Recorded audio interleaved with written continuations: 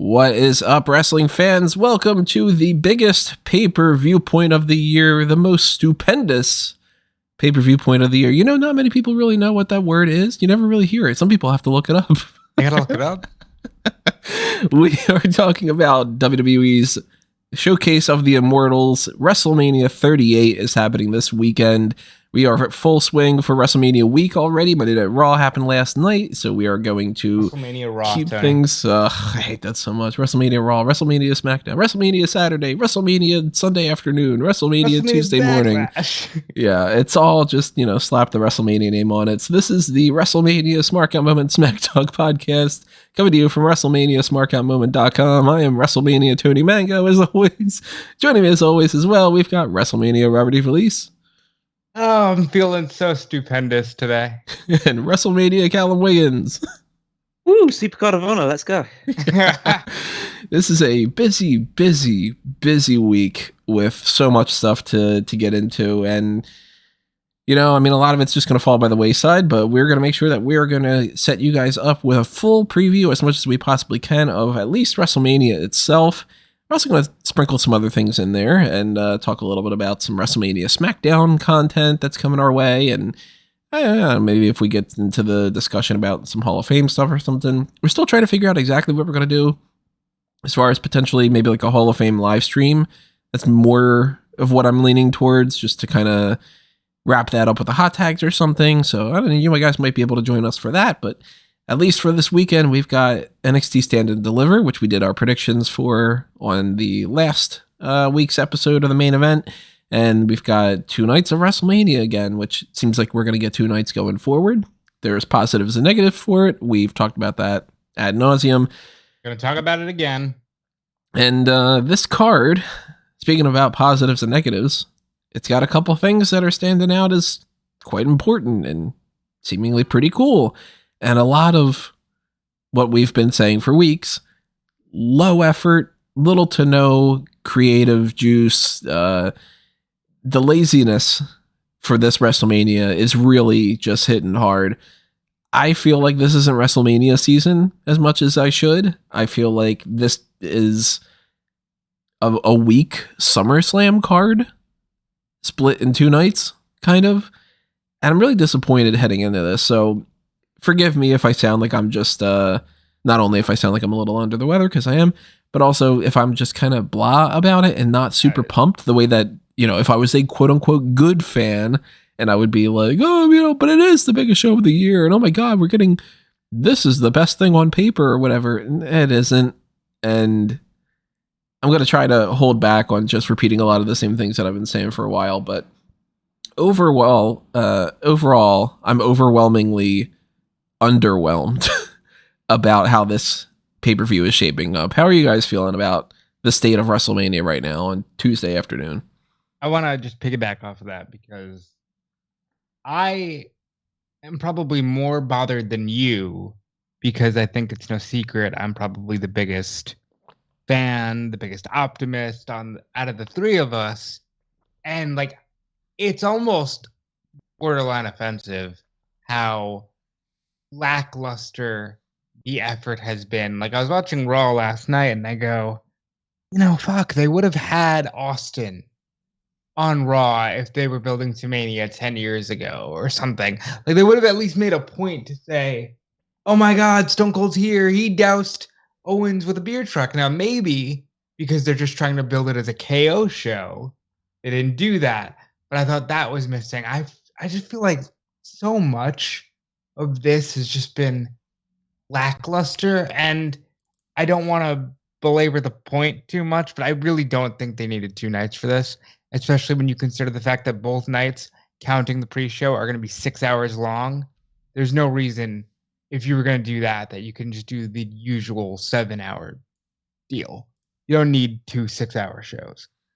But also, to turn this over to Callum, I'm mighty jealous of Callum right now, who is going to watch the show, think whatever he thinks about it, and then not watch another show until, Backlash, if he even watches Backlash. So I'm a little annoyed that those who choose to go in blindly will have a much better time this year than if you bothered to try to follow this at all. You're definitely rewarded if you haven't been paying attention and you're not to the point where, like, you know, for me, I'm like, oh, Becky Lynch versus Bianca Belair. You know what I mean? The match we've seen 4 times.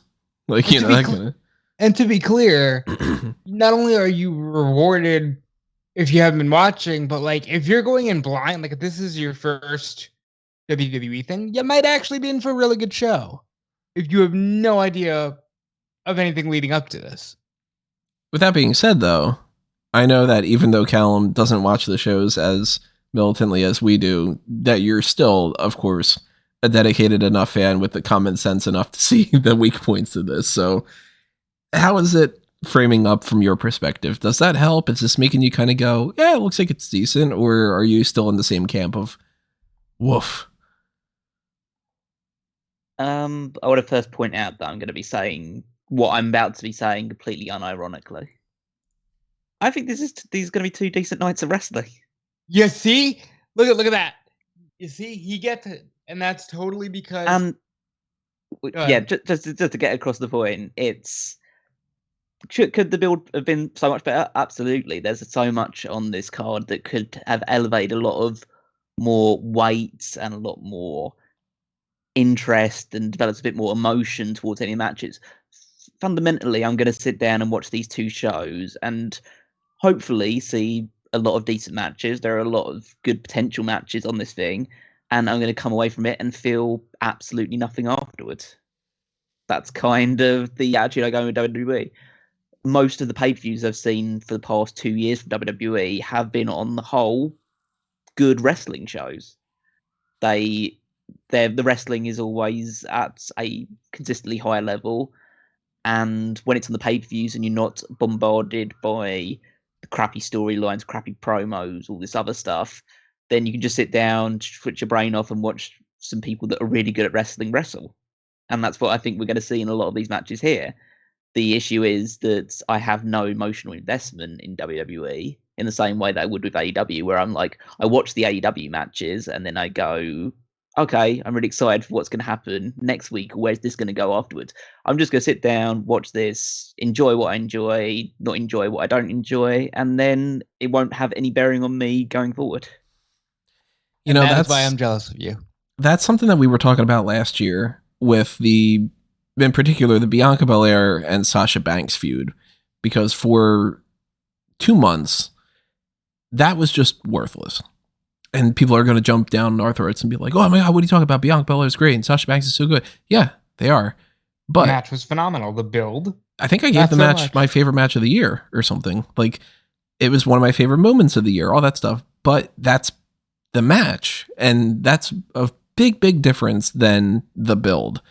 And whether it's pro wrestling or if it's something else, anything that leads up to something is not the same thing as what the actual thing is. There's just a preamble is literally not the thing itself. That's why it's got a different definition to it. So something like, I don't know, say the New Day against Rich Holland and Sheamus. That could be a good match if I was watching this as the very first match that I was going to see. But knowing that this is WrestleMania and this is the biggest show of the year and this is what should be just everybody firing off on all cylinders and having the biggest, best matches and the most effort put into everything and getting this, it's really disheartening because when you look at the way that they've treated most of this card for 2 nights, we got like 14 matches going on here. Most of it has really been built up as that's the match. Wait until WrestleMania. So there's not as much to talk about for a lot of these feuds other than to kind of bitch and complain about what's missing, because when you look at what's actually there, there's nothing to break down. And I know that a lot of people are going to jump down our throats for that as well and just be like, you guys always complain or whatever like that.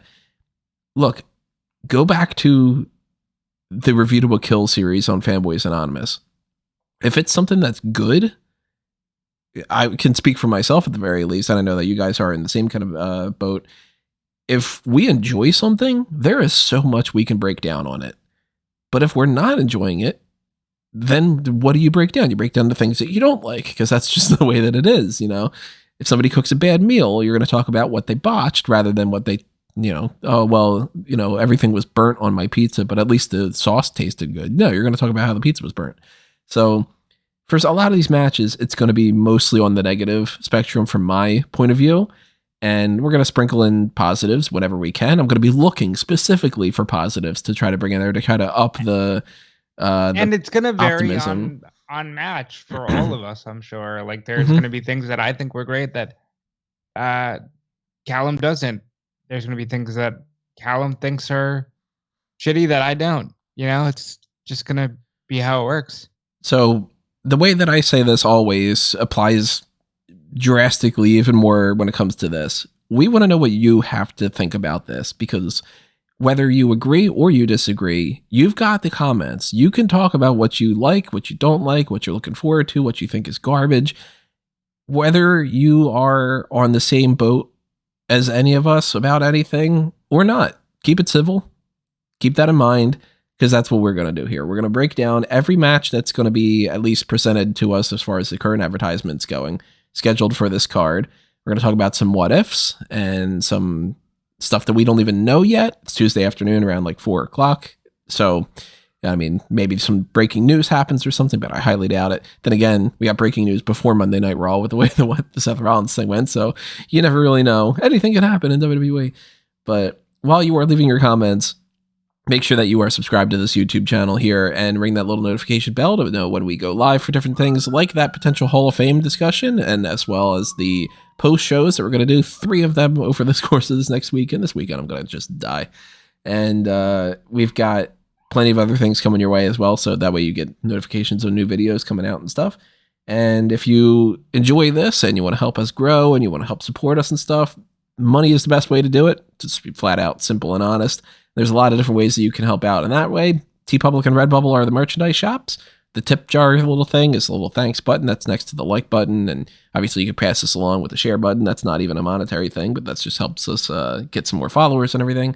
But there's also the Patreon. And then there's that join button on YouTube. That'll give you access to the same members only content that is on Patreon. So even if it's $1 a month, I say this all the time, if everybody who was subscribed to this YouTube channel just donated $1 a month, you would see a insane difference of what Smark MOBA can bring you, because I'd have the ability to hire a bunch of people. They could do better editing. They could do more editing, more articles, more podcasts. Keep that in mind, everybody. There's also the Patreons and the YouTube stuff of the Pick a Poison tier. There's the dark casts and everything. So, you know, if you are enjoying this and you're not just butthurt that we are disliking the match that you like for WrestleMania or something like that, just a little spare change our way. Open up the wallets. Okay. Got a lot of that stuff out of the way. I want to start digging into this. Do you think Will Smith and Chris Rock are going to be added to this card? The biggest story of last weekend, the biggest match of the Oscars. Now, we are going to talk about WrestleMania SmackDown. We've got 2 matches that are quote unquote part of WrestleMania weekend, but they really aren't, which are the Intercontinental Championship match and the Andre the Giant Memorial Battle Royal. Just to get it out of the way and to talk about it, because it should have happened on the actual pay-per-views themselves. What do you think's happened in those matches? I think we probably are all in agreement, at least for the Intercontinental Championship match. Ricochet's going to retain, right? I'm honestly not sold on that. I don't know which one would win, but I think they would find it more funny to have Los Lotharios kind of lay cool the IC title than they would to just keep it on Ricochet. I mean, I'm ultimately going to say Ricochet, but I don't put it past them to think, wouldn't this be interesting? Yeah, Ricochet will win. They'll do the sort of thing where you have the 2 members of Los Lotharios getting in each other's way, and they team up for the most of the match, but then they start trying to go for pins, and turns out that's not the case. And they fall apart. Ricochet takes advantage. He gets the win. Yeah, not super excited because they've been beating Ricochet like a drum since he won the title in the first place. So he's lost 3 times in the last 4 days. I really think that Sheamus should just be taking the title from him here. But like, whatever. You know, Also, I saw this floating around everywhere on social media. Apparently, the last time the IC title was on pay-per-view was last WrestleMania. No. Really? Yeah. That's the case actually. Yeah. That's disgusting. That's the last time the women's tag titles were on the pay-per-view as well. That's insane. Ugh. Wow. An entire year goes by without the IC title on pay-per-view. And then you wonder why Tony Khan gets butthurt if you call one of the belts a mid-card title. That's really... Shinsuke walked out at SummerSlam. I don't know why they did something like, for instance, this week they decided on Raw. How about Ricochet, the Intercontinental Champion, just loses in like 2 minutes, clean to Austin Theory. Like, that match is more important than the Intercontinental Championship. It's just so dumb. I hate it with passion. Well, there's another mid-card champion that's not in a good spot either. Let's get into that. That's the other thing I was going to mention, was it's not even like the United States title is the one that they are focused on right now, because despite the fact that they were building up this idea of Damian Priest is going to get a rematch against Finn Balor, neither of them are on this card. Now, Finn Balor was recently just on main event for this week. That's awful. I think they're getting added to the card. I think one's going to eliminate the other, and they're just going to add the match to the WrestleMania show. For Saturday or for Sunday? Probably Sunday, right? Yeah, it doesn't fucking matter, does it? Like, well, they keep just Sunday, throwing everything on Saturday. And everything good is on Saturday. Everything that you're coming for is on Saturday. They're leaving Sunday so that you can literally go, my God, I'm so happy Roman and Brock are here because it's the one match with stakes. See, I'm actually thinking Sunday looks better. I think Saturday seems to be the more newsworthy one, and then Sunday they're gonna hit you with a little bit of fun. But Sunday fun. Yeah, I think that still gets added to the card because why not? You know, they can get a WrestleMania SmackDown moment out of it and a WrestleMania moment out of it. Well, we're not gonna focus too much on this, but the Andre the Giant Memorial Battle Royal is happening on SmackDown. There is the potential of something like that to happen. And out of the list of the people that are on there, my hope is that it ends with Damian Priest eliminating Finn Balor and that they do that kind of thing. But what I think is going to happen is, even if that were to be the case, even if Finn Balor's the second to last person and he gets tossed out by Damian Priest, I think that they're just going to go, okay, well, based off of the fact that he beat him at the Andre, we're going to have a title match for the United States Championship on Monday Night Raw. I don't think that this is happening at WrestleMania at all. They could always do that. But even if that's not, and it's not Damian Priest or Finn Balor that's factored in with the Andre, we know from 7 different Andre Battle Royals, it doesn't matter. They do not care whatsoever who wins this match. They treat it like it's a big deal at the moment that it's happening, and then they completely forget about it. Not a single person who has won the Andre the Giant Memorial Battle Royal, which, by the way, it seems like it's no longer the Memorial Battle Royal. They've been stressing the Andre the Giant Battle Royal. I don't know if you've picked up on that. Why is he suddenly not dead? I guess so. I don't know. But what is that? They've just, I guess, woken up and said memorial's not a good word. Yeah, I guess too many people know what it means.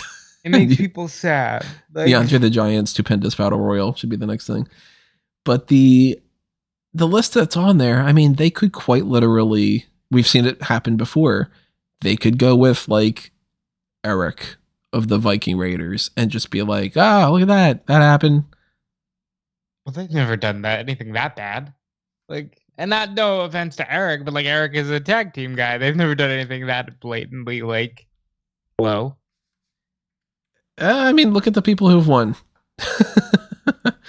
The winners that we've had in the past. So Cesaro, which of course, a guy who notoriously never amounted to what everybody expected that he should, and an entire locker room, multiple locker rooms were like, why aren't you not pushing this guy? And it went nowhere. Big Show, who stood next to the trophy and then fucked off and did nothing really. And it arguably should have been Damian Mizdow. We got Baron Corbin, who was coming up to NXT, and then they just kind of forgot about him. We got Mojo Rawley because, hey, wouldn't it be interesting if what's his face? Gronk. Gronk ended up doing something, and we don't want to give it to Gronk. So Mojo Rawley, total waste other than the Gronk thing. Matt Hardy, what was going on with that. That was that feud with the Fiend, or he wasn't the Fiend yet. Bray Wyatt. Braun Strowman eliminates SNL people, and Jey Uso wins on SmackDown. Everybody's out of the company except for Jey Uso and Baron Corbin.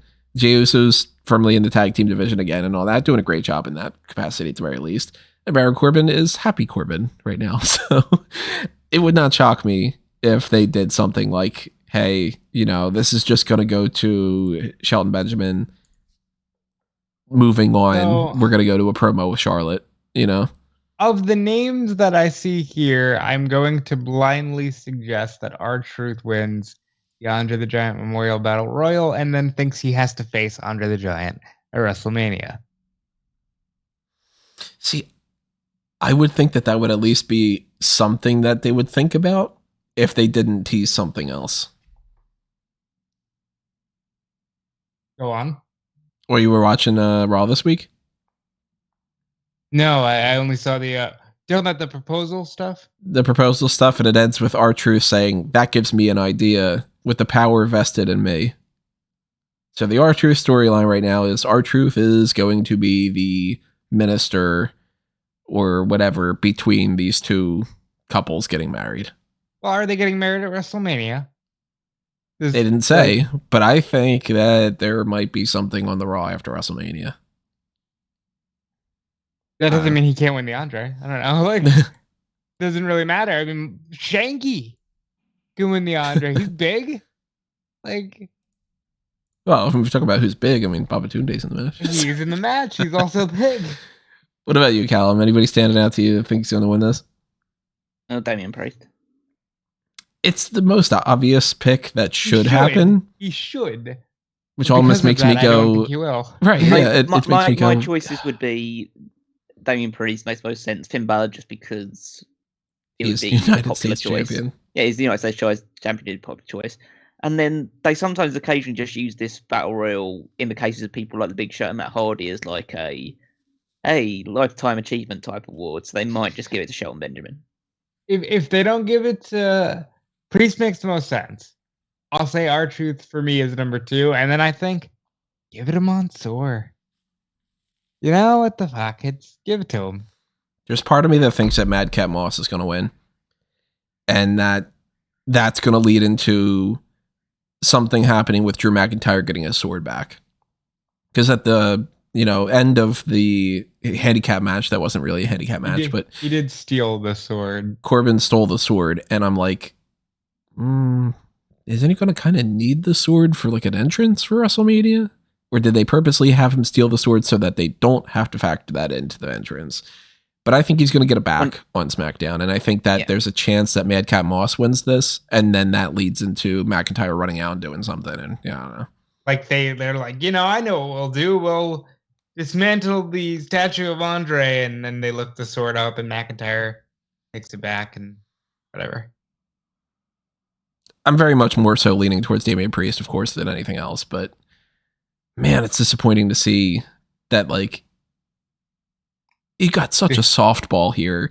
The Damian side of Damian Priest against Demon King Bel-Air for the United States title. You couldn't fucking do that.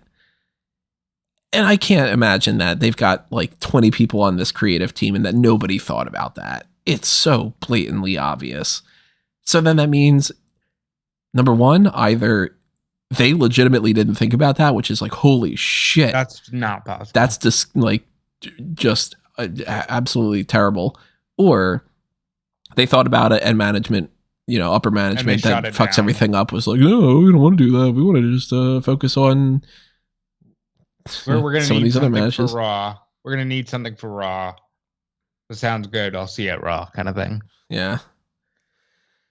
So it's disappointing, but hey, whatever, I guess. But we have 2 nights of WrestleMania to break down here, so we got to start getting into some of the other things. Night 1, let's start there. The match that I think is going to be on the kickoff, because they have not said anything yet about kickoff matches, but we know with 2 hours of kickoff, something needs to go there. And unless they do just sort of on a whim add some extra shit, and it's just kind of like, hey, Doudrop is going to fight Alexa Bliss, where it's just like, what? Unless it's something like that, I'm anticipating the New Day versus Rich Holland and Sheamus to be on the kickoff for night one. This was clearly supposed to be the 3 members of the New Day against Rich Holland, Sheamus, and Pete Dunne, aka Butch. Ugh.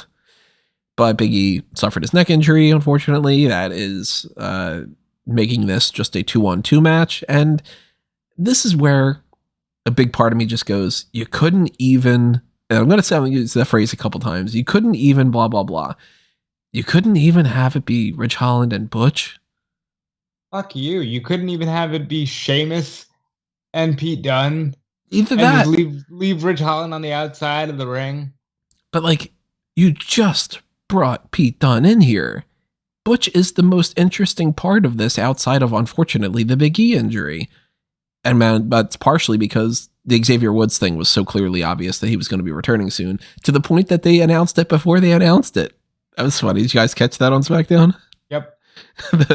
What's her name? Samantha Irving? Is that the one that's doing the SmackDown announcing? She's like, coming to the ring by Xavier Woods. And then Kofi's like, hey, this guy's back. Xavier Woods. Like, but put Butch in the match. We've seen Rich Holland and Sheamus. Oh, we haven't seen them against Xavier Woods and Kofi Kingston. I don't know. Who fucking cares? So that's just disappointing. And I say New Day have to win. I mean, this is another thing that I'm going to be saying throughout this whole thing is I say this knowing full well that I am a fan of everybody in the match.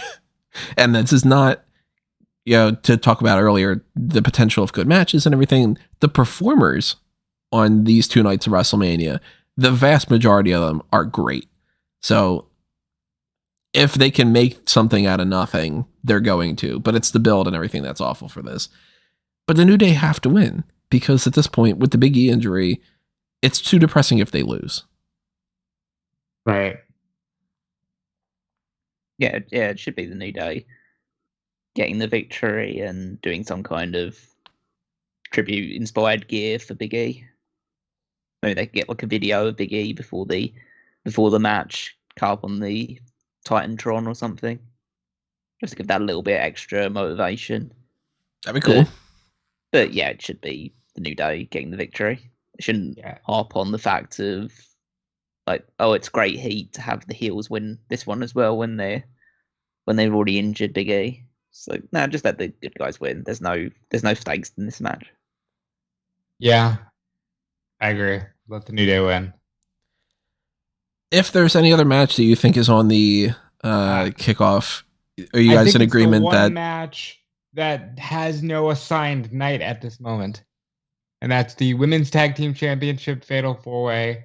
Oh, that's night 2. That's night 2. According to this graphic I'm looking at, while everything else. Yeah, the graphic, they just one of the many things that they just didn't do. They just didn't do. Okay. Because it's not like it doesn't take literally a minute and a half to update websites. Erase that. Because they have the same static graphics. So you just literally, you hide a layer on Photoshop, you add the other layer, and then you export the file, and there you go. That was my argument for the women's tag, but I still think it should be the women's tag. I think if anything else gets on the kickoff outside of them just adding a new match, that it'll be the SmackDown Tag Team Championship. And that's the Usos defending against Shinsuke Nakamura. Yeah, I can't fucking do it. And especially with my throat the way that it is today. And Rick Boogs, which is, again, very much, hey, the Usos have to fight someone. They're a tag team. Those guys. Zero build to this. And unfortunately, I mean, I love the Usos. Rick Boogs is great. Shinsuke Nakamura is great. Couldn't give a shit about this match because it is very much just, okay, the Usos are going to have a match and then the Usos are going to win. They have to win. I don't know if they're going to, because I think they like Boogs, but I think they have to win just for the sake of tag teams. Even though figure out what you're going to do later. I mean, liking Boogs doesn't stop them from pushing him in the future. I don't know. I'll say Usos, but I'm not 100% sure on it. I think this should be pretty good. All 4 guys are good in the ring, so they should be able to put something good together here. And I think that there's a good chance that Shinsuke and Rick Boogs win the titles here. Just I don't see why, because at the end of the day, it's the SmackDown tag titles. Who really cares? And yeah, you could have like a big celebration, a big party atmosphere when they get the victory. So yeah, I mean, my prediction would be towards the Usos, but I think it's probably as close to a 50-50 for me as you can get. It's almost toss of the coin, because they could just easily have the Usos win the titles back at the next show. So I agree with that. See, I think that they spoiled what I think the main event is going to be. I think that they want the Bloodline holding all the titles on Monday Night Raw. And yeah, they could do like a title switch or something. I mean, they could do probably pretty much anything at this point. They've done things with the Raw Tag Team Championship that are just sort of this and then that and then that. But I think it's just the Usos needed someone to fight, more so than that they want to spotlight Boogs and Nakamura. And the party atmosphere, I think it's more so the entrance rather than celebrating about a victory. Okay, so if you're giving me one or the other, I enjoy Callum's idea.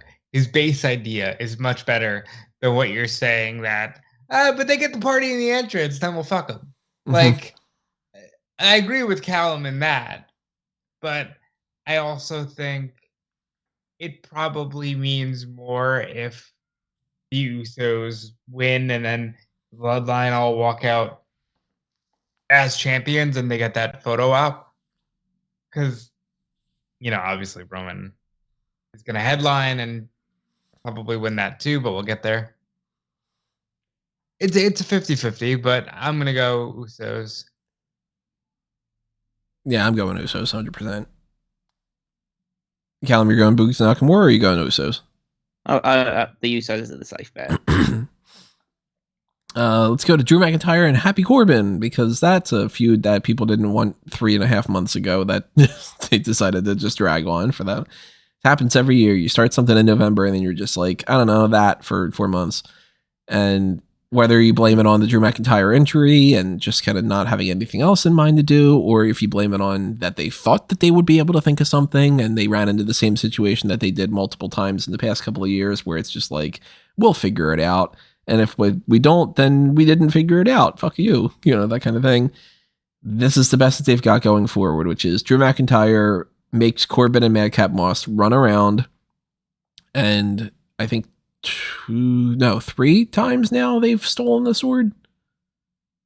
This is the 3rd time, or I know this is at least the 2nd time, but that's like the only thing that they can think of doing. So McIntyre, bless his heart. Yeah, it feels like a massive downgrade for Drew. I mean, he keeps saying in interviews and stuff, he's doing the thing that I feel so bad about, which is like, this is such an important match to me, and it's going to be such a big deal, and I get to do this, and he's like really trying to put this in a good spin.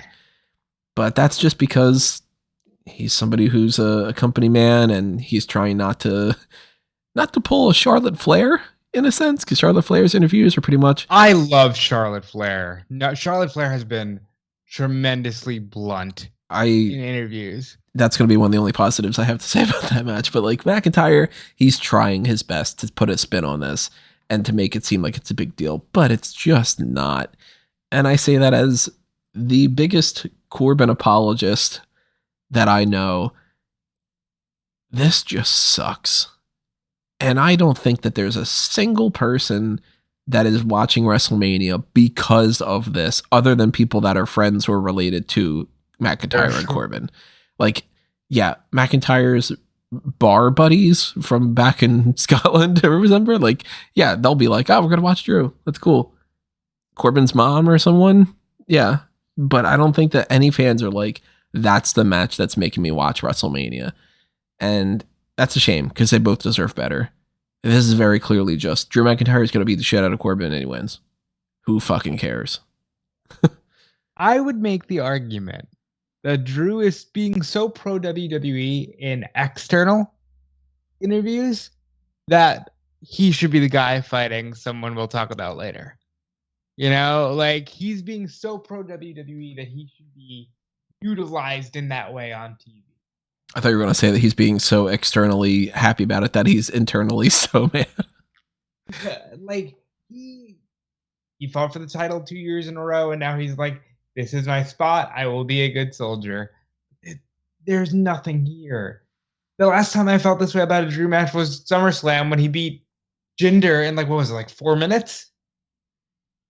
And I feel like he'll do the same to Corbin. And that's one of the reasons why I keep saying this show doesn't need to be 2 nights, because these matches don't need to go long.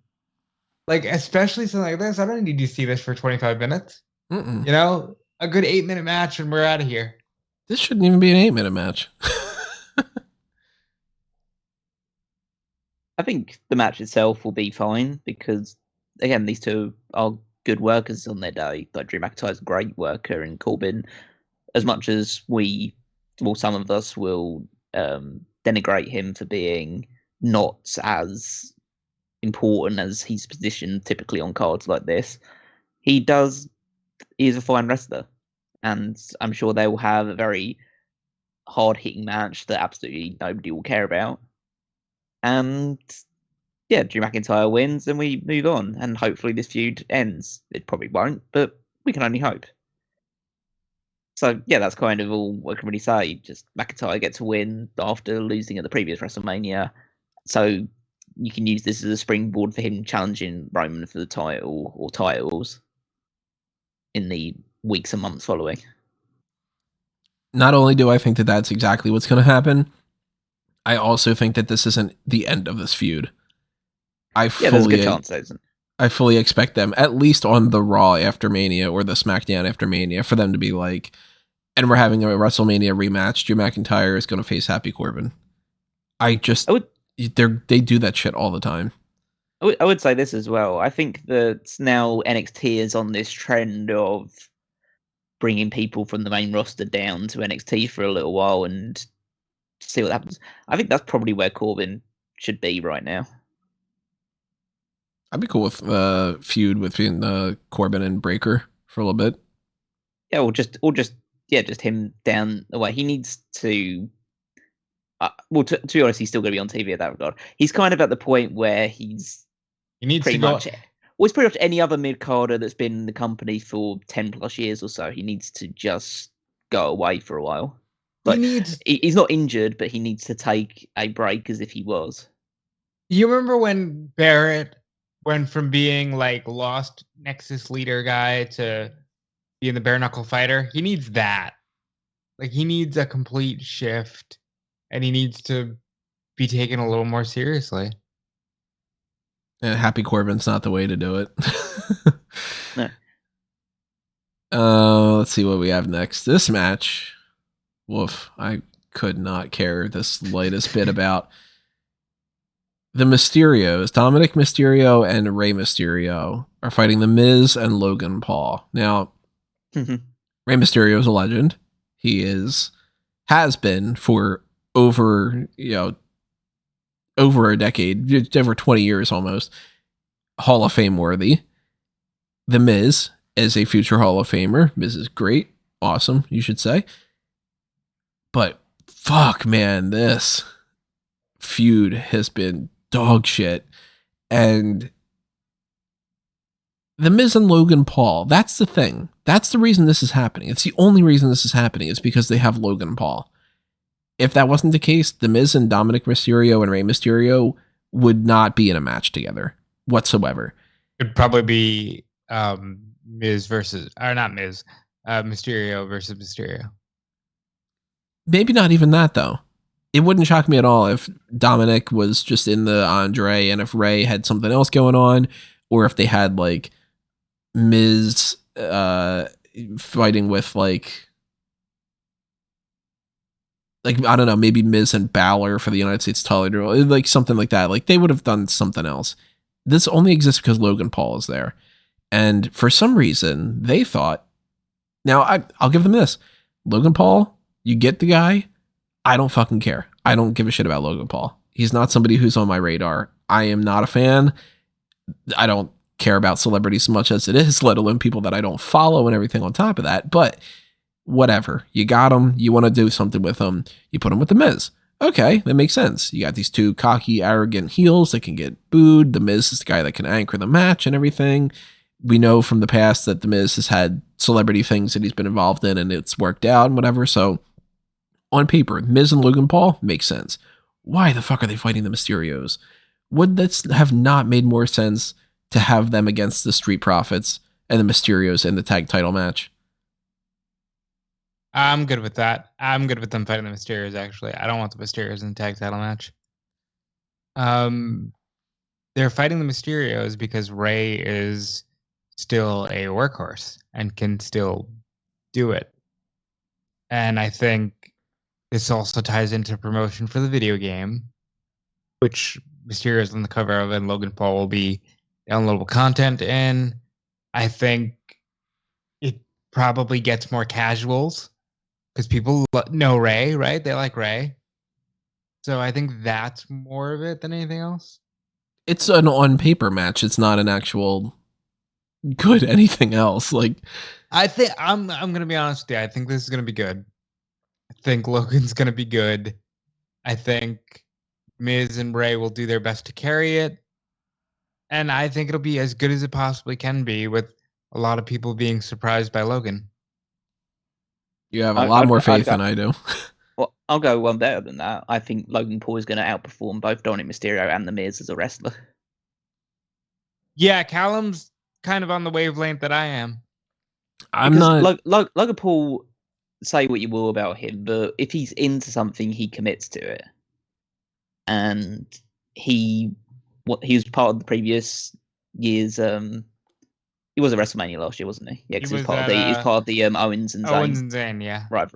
Yeah, so I think that he's also going to be, now that he's actually in a match, he's going to be super excited and pumped about it. He sold the stunner really well from Kevin Owens last time, so I have no doubt that Logan's going to do well in the ring. And so I think that he's going to be more dynamic than The Miz is, because The Miz has never been dynamic in his entire career, so that kind of all fits up. And Dominik has zero charisma. Rey will be the best stuff in this match will be the exchanges between Rey and Logan Paul whenever that happens. And I think that this whole thing will end up with the Mysterios winning, and then Miz will get in Logan Paul's face and Logan Paul will deck him because they still want to have Logan Paul as a babyface. I don't know, because I think Logan's proved he works as a heel. Yeah, but they think that he's a babyface. Yeah. They had him, I don't know if this was planned or not, but the way that whole Cleveland thing went down, it was basically him just being like, what? I don't think if I fully agree with them is sort of thing, you know, like. That Cleveland thing existed just to exist. I think that was just a weird moment that they didn't know where they wanted to go. Well, fundamentally, like The Miz and Logan Paul as a tag team can't go on forever because Logan's not going to be wrestling with the company forever. So there has to be a split, and they're not going to turn The Miz babyface because every time they've done that, he absolutely sucks as a babyface. Plus, there's also that thing that happens with celebrities where you want the celebrity to be happy and you want the celebrity to say good things about WWE going forward. So if the celebrity requests something, then let's try to put them over. So we know, for instance, Logan Paul's jumping off the top rope. It's happening. He's flat out said that's one of his bucket list type things, is to jump off the top rope. He's already practiced. Yeah, so we know that's happening. He wants to outperform Bad Bunny. He wants to outperform what Bad Bunny. I want to see Logan Paul versus Bad Bunny, quite frankly. Like, if you're going to do celebrity shit, that's at least fun. Because see, like that's the type of thing that it's like, the weak part of this whole thing is Dominik. Yeah. Because if you at least would have had something like Bad Bunny, and, you know, it's Bad Bunny and Rey Mysterio against Logan Paul and The Miz, I don't give a shit about The Miz and Rey Mysterio. That feud's been garbage. But at least then you go, oh, there's a celebrity on both sides. And then that's understandable. But, like, the worst part of this match is going to be if Logan Paul and Dominik are in the ring together. I can't speak to Logan Paul's athleticism. I've never seen any of his boxing stuff or whatever like that. Or I don't think I've seen a single YouTube video of his even. But I don't have my doubts that he's going to do some things good, but it's just going to be awkward. especially if he's against Dominik. And I'm not looking forward to the way that that's going to go down. I hope that this is short and they just kind of keep things to, these are the couple things that Logan Paul is going to do that's going to get them the mainstream media attention, and then they move the fuck on. But I fully agree. This ends with The Miz and Logan Paul losing. Miz and Logan Paul argue with each other. Paul knocks him down. And then it's like, well, the celebrity came in and we want the celebrity to be happy. So they lost the match. Maybe he doesn't even take the pin. Maybe he does. I don't know. And then, but he got his one up, and then there you go. Logan Paul still has something to be proud of, you know? Yeah, I don't think Logan Paul cares as much about being a heel. I think he probably prefers that. That's why I don't fully see it going with them splitting up. But I definitely think you're going to see Logan Paul in more wrestling matches. Maybe not immediately, but I think it's happening. If he's good, bring him back. I don't know. But I don't care. Like, the feud's been crap. I don't care about Logan Paul. The Dominik and Ray thing, it's just not working for me in multiple different levels. It could have been Cody, Tony. Could have been The Miz and Cody. Could have been, but we don't even know if we're going to get Cody, because Seth Rollins has been going through a whole bunch of different obstacles to try to get on WrestleMania. And after they end the last episode of Monday Night Raw with, hey, Rollins is going to hold Raw hostage until he gets a WrestleMania match, as the biggest angle heading into Raw, they decide at like 5 o'clock or something before Raw to just release a video of, he went to Vince McMahon and said, why didn't you just ask me? You've got a match. I've already said this to you guys privately. That's my favorite interaction of the year so far. That was hysterical. Well, why didn't you just ask me for a match? I can't have WrestleMania without Seth Rollins. This is stupid. What are you doing? Like, at least they know, and they're having Vince poke fun at it. That tickled me.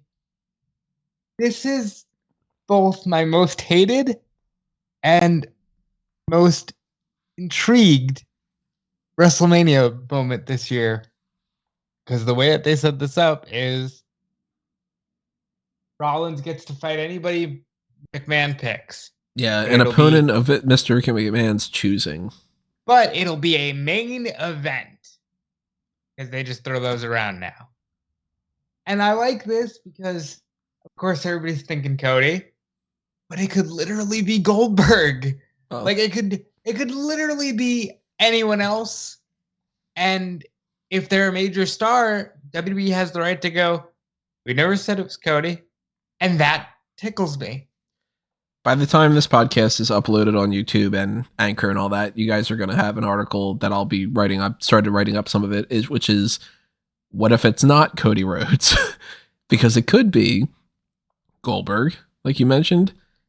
It could be Shane McMahon, where they just go, I'm picking Shane because he's my son, and that's my whatever. We told you that was the plan going into May. Yep. It could be The Undertaker, because, hey, Vince McMahon just the previous night inducted him into the Hall of Fame. He's his favorite superstar. I'm going to pick The Undertaker. You can't have WrestleMania without The Undertaker. And that's a main event. It could be Gable Steveson, because, picking of new Monday Night Raw superstar, and this guy's a big deal and whatever, and then we have him beat Seth Rollins, and it immediately catapults him there. For all we fucking know, it could be Elias. I don't think so, but see, you lost me there, pal. That's the one that, like, if that ends up happening, it's fucking ridiculous. But like, they are so strange these days with the way that they look at things. They could literally have it be somebody like Elias and be like, it's a big deal because he's returning. Aren't you interested? It's happening. Because they look at WrestleMania as, it's the biggest show of the year because we say it's the biggest show of the year and because we've done 38 of these. They don't look at it as Seth Rollins versus the best possible opponent for him. They look at it as Seth Rollins is in a match.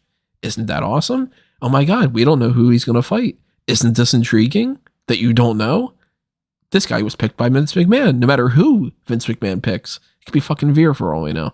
It could be like, well, that guy was handpicked by Vince McMahon.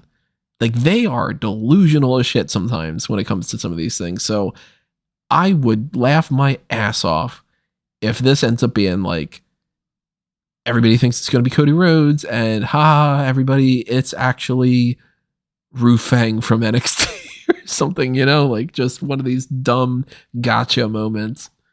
See, I haven't descended into the same cynicism level in the way that you have. Like, I genuinely think if it's not Cody Rhodes, that it would be someone that maybe even if it's not Cody, people wouldn't complain about, like a Taker or a Cena they'll complain if it's Goldberg, but I think that's one of the only few that they would actually complain about over Cody. Now, with that out of the way, it's very much probably Cody Rhodes, and it's Cody had signed with WWE, according to PW Insider, back in, I believe, the beginning of the month, or maybe even the middle of this month. And Fightful Select reported that Cody is set to travel in on Sunday, and he is slated for Raw on Monday. So it's likely Cody, and that's awesome. I can't wait for that. That'd be, big, amazing moment. The miss here for me is, if you knew you had Cody, I'd have had him building a match. Because the one thing Cody can do is talk his ass off. I'd have had him explaining why he wants WrestleMania, because that's more money. When you're having Cody Rhodes say, I need to be at WrestleMania. I left the company I founded to be on WrestleMania, But to kind of play devil's advocate here, isn't it a little more intriguing to not know and to have that big pop happen at WrestleMania, and for Cody to cut that promo of why he did it on the Raw after WrestleMania, because then you get to hear why. And this is where I could see the philosophy being that they just go, fuck, we don't have a feud. Like, there's no real reason for Cody Rhodes to fight Seth Rollins. So if we put Cody out there on like the Jacksonville episode, then we need to figure out why. But if we just have Cody fight Rollins at Mania, oh my God, the big surprise, big pop. And then afterward he can go, I just needed to be on WrestleMania because it was WrestleMania and I whatever like that, and kind of brush past it. And then you can advertise, we're going to hear from Cody fucking Rhodes on Raw. It's the Raw after WrestleMania. It's crazy. I think that's the way they think. And then once again, I'm going to say this is why every time we freaking record, I'm like, Tony should just be writing there because he thinks like them. There's two parts to me. There's do you want the answer you want, or do you want the good thing? This is going to be great. No matter what happens here, this is going to be a lot of fun. You're going to like it even if it's Seth Rollins versus Shanky? Well, of course, because Shanky Mania. If it's not Cody Rhodes, who do you think it's going to be, Callum? It's a stupid question. It's going to be Cody Rhodes. Just devil's advocate, play along. No, I'm not going to play along. It's Cody Rhodes. It's like saying, it's just going to be a wax figurine of Seth Rollins. He's going to fight himself. I mean, it's cheaper if you were talking about budget cuts than if you did those bronze statues. Like I said, I think there's plenty of people it could be. Again, this does leave the door open for gong, chokeslam, tombstone. Sure, it does. But it's Cody Rhodes. If it's not Cody Rhodes, everybody's going to go fucking nuts unless it's The Undertaker. Or, I mean, to be fair, if it's John... If it's The Undertaker. I'll go fucking nuts if it's The Undertaker. Not in a good way. So, fuck, just die already. I actually legitimately die at this point. It's getting way too... Yeah, he's retired. He's better off retired. And it's just... I think that they're doing the same thing that AEW did with CM Punk, which is the new story has gotten out there. And so they're just going to let people sit and think about it and just It's have like, that little bit of it's anticipation. Cody. Like, it's Cody, we know it's Cody, but we're not going to tell you it's Cody. So you get the big pop. So you get that little bit of anticipation or a little bit of, is it actually going to be Cody? Are they actually going to do this? And then then it is Cody, and then everyone gets super excited. I wouldn't be surprised if they did something where Elias comes out and plays something, and then Cody comes out, like they did with the whole Cena and Undertaker thing. Just to mess with people and be like, we got you because you made it look like it was the thing that you didn't want, and then they did that with Carmella and Becky Lynch at SummerSlam with the Bianca Belair match. So WWE knows that nobody trusts them to deliver the thing that they want, and so when they know they can deliver the thing they want, they'll make you fall into that trap as far as they possibly can go before giving you the good thing. Well, I'm at the point of just do the good thing. Like, you can do that thing occasionally, but when you constantly do the joke is we don't care about you. I think it's time to build some good faith. Like morale's pretty low. Yeah. Well, I would say that it's exactly been the right decision to have Cody wait out until WrestleMania. He definitely shouldn't have been building the match because, frankly, they've sold out the tickets, so they didn't need Cody to sell out this match. Just even if people are coming in to see Cody, then it's the anticipation for him appearing in this match. Seth is the perfect opponent for it because even though he spoke earlier about how McIntyre is pushing for all this WWE rhetoric, who's been the guy that always is talking up on Twitter about how WWE is the greatest show and how they do the best stuff and all this stuff? It's Seth Rollins. I agree with that. It was part of the reason why Seth's babyface run pretty much ended in a whimper is the fact that he was so pro WWE and all that stuff. And him taking on the AEW guy and Cody Rhodes makes perfect sense. Have Cody beat Seth, it establishes him straight away. And then you're off to the races with Cody. I think if the money that's being banded around is what Cody is making, then Cody will be world champion by the end of the year. He has to be. And good for Cody Rhodes at that. He has to be both for the money they're paying him and also for the fact of if they really want to show your MJFs, your Jade Cargills, your Wardlows over in AEW, the people that you want, the grass is greener on the other side, then you can't put him in polka dots or put him in a Stardust outfit and say, well, we're paying you, pal. Well, you have to, you use Cody as a billboard to the other side. Now that brings me to this. How do they present Cody Rhodes at WrestleMania? They have to present him exactly like he was with AEW. In AEW. I 100% agree. I'm glad we're all on the same page there. He is a superstar, and they should treat him as such. If they decide that they want to be petty about it, that's just a big red flag to anybody over on the AEW side. That's I don't want to go there and be seen as I was an AEW guy, so I've got a ceiling immediately.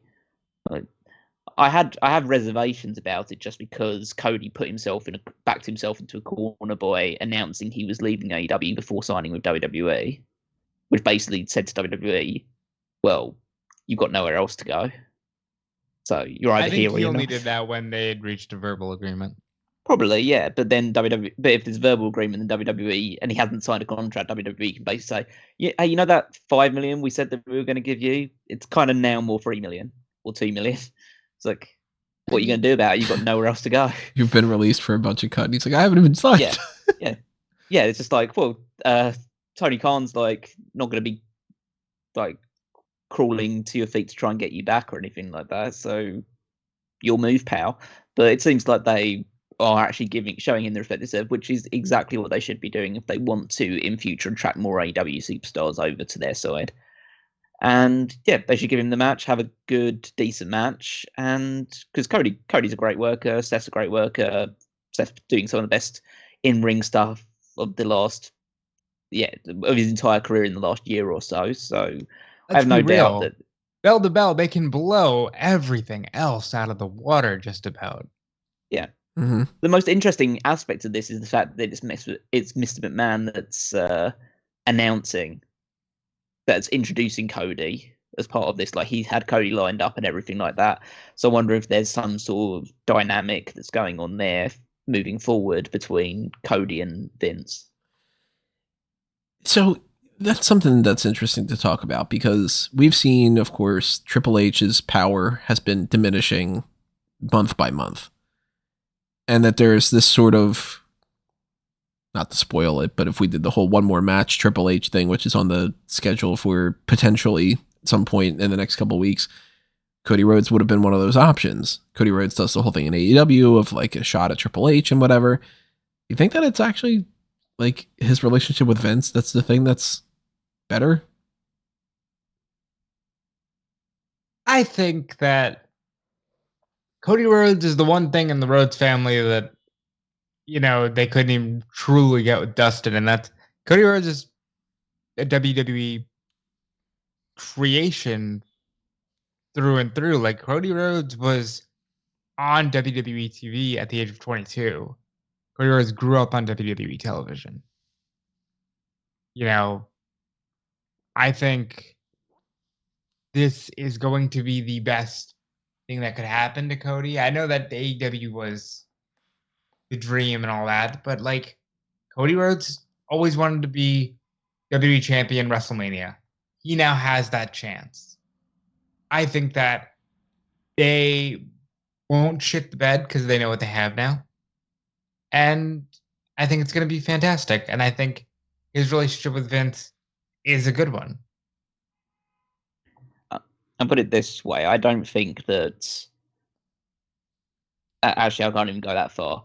I can't say that WWE won't shit the bed with Cody Rhodes, because if any company has proven they can shit the bed with practically anything, it's WWE. That is fair. So you can't. There is zero guarantees when it comes to WWE. But if there's ever been any incentive in the last few years, at the very least, to take a guy and push him to the moon, it's now. And so that this shows how much they want to have somebody vie with Roman Reigns for the top star in the company. All this stuff is going to be something that a couple days from now, we're going to have a different perspective on. A couple months from now, we're going to look back on and be like, wow, this was et cetera, et cetera, et cetera. Because like, years, there is still a chance that it isn't Cody Rhodes, and that could be a huge, oh my God, fuck WWE type of thing.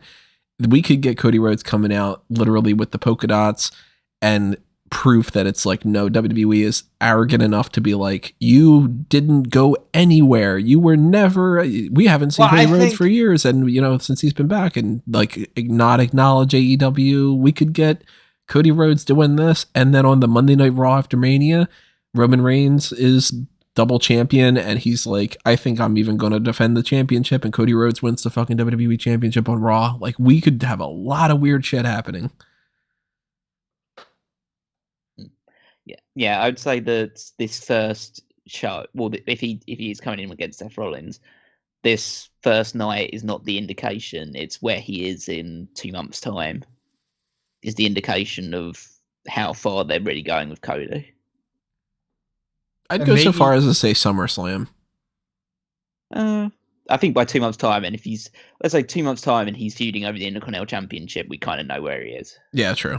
I think that they need to get something major out of this. You know? They need to get, wow, then this turned the tide. Like how they always talk about, you know, when Scott Hall went over to WCW and that turned the tide for them. WWE is now essentially WCW in this scenario. They need something that's going to make them feel fresh and cool again. And Cody needs to almost have free reign to say whatever, do whatever for quite a while, so that it feels, all right, at least I want to tune in for Cody, even if I don't like the rest of the shit. I think we said pretty much everything we're going to say, except for there's just one quick little thing I want to get your guys' opinions on. You buy into that whole MJF having arguments with Tony Khan thing? Yeah, everyone's reporting it. Do you think that that's MJF potentially wanting to leave and go to WWE? No, he's an asshole that does this. listen, I'm saying that MJF's not going to leave and go to WWE. Of course not. He might not go to WWE. He might go to WWE because WWE can offer a lot more money than AEW could even hope to offer MJF. If they wanted to push that boat out and say, MJF, we basically think that you're the future of pro wrestling. We're going to give you $10 million a year. AEW can't do anything against that. But MJF just does this to rile fans up because they know that everyone is so desperate for him to stay in AEW. That if he starts talking about how good WWE and how good NXT is and all this other stuff, the only company outside of AEW that he bashed is New Japan, which is the only company that really works with AEW on a pretty regular basis. It's like he knows what he's doing. He's the smartest guy. He's the smartest guy in wrestling right now. Actually, and I think they had an argument about, hey, you can't do interviews without running it by us. Yeah, that's basically it. Fuck you! I can do whatever I want. It wasn't even it wasn't what he said about WWE. It was just the fact that he went on Ariel Helwani's show when he hadn't approved it beforehand. Yeah, and he's probably just like, hey, I can do whatever I want. Like I'm promoting the company. There is actually one other thing I wanted to address, which is the saddest take of this Seth Rollins versus question mark that I had seen that made me just go, what's the thing from How I Met Your Mother where it's, oh, honey, right? That's what it was. Where it's I was not Veer. Where I was, no, Veer's not even as sad as this take. This one, I was just like, I don't remember who it was, but I saw it on Twitter and I was just like, oh, this person's going to be so disappointed. They were like, hey, Seth Rollins brought up the whole Jon Moxley thing. What if the Forbidden Door is what's happening and Jon Moxley's coming back and we're going to get Moxley versus... And it's like, it's not happening, pal. Like, I'm like, oh, you're going to be sitting there with your Jon Moxley t-shirt and your little pendant. Like, Homer with... Credit to them for even making the Forbidden Door a thing to where somebody would think that that's actually going to happen. There's somebody out there that's just going to be like, oh man, I can't wait for Moxley to show up. And then it's going to be Cody and they're going to be like, that's not the AEW guy I wanted. I hope that's still good enough for you, whoever you are. Forget your name. But I thought that was interesting enough to talk about. So we still have 3 more things to talk about for night 1. Crazy. One of them is the Raw Women's Championship match, Becky Lynch against Bianca Belair. There is only one thing that needs to happen here as far as I'm concerned, which is that they need to undo SummerSlam and the fact that they did this whole Bianca Belair can't win the title back thing by having Bianca Belair win the title back. Just do it. I don't fucking want to swerve. I know a lot of people are getting tense about, oh, she looked strong heading into Mania. Maybe Becky Lynch is going to actually beat her. It's going to be haha. Just put the belt back on Bel-Air. So, first of all, I think it's crazy that the company has preconditioned people to a point where whomever looks strong, regardless of the scenario, whomever looks strong on the Go Home show, people are just like, oh, that's it. They're fucking losing. But I'm going to say that even though I think Bianca winning is the obvious outcome, Becky winning isn't that bad of a move to me. Like, it's not like Bianca's had a terrible, terrible go of it since she's come to WWE. It's not like they're putting Becky against Liv Morgan again. Bianca is set forever because of what she did last year, and she's just in that upper echelon now. I think there's a world where Becky can win, and it's not the end of the world. That being said, I think Bianca is the best suited winner of this match. And regardless of what they did going into it, Bianca needs to win, and they can do hair versus title or something like that at Backlash. Because we're going to get it again at Backlash. It's definitely happening again at Backlash. That does make me a little bit scared that maybe they do some kind of fuck finish here, and it's like Becky loses by DQ, and then that is how they get the Bianca thing, and then it's, well, you need to give me something too, so if I put the title on the line at Backlash, you need to put your hair on the line. It does make me a little bit nervous, to be honest. I think that I'm pretty convinced Bianca's gonna win the championship. That seems to be the smartest, safest approach, and they usually get these kind of decisions right. They did last year with the Sasha Banks one. This is basically going to be their second go around, the crowning achievement. And maybe this is the one that's going to stick a bit more permanently for Bianca. But overall, I think this has been well built.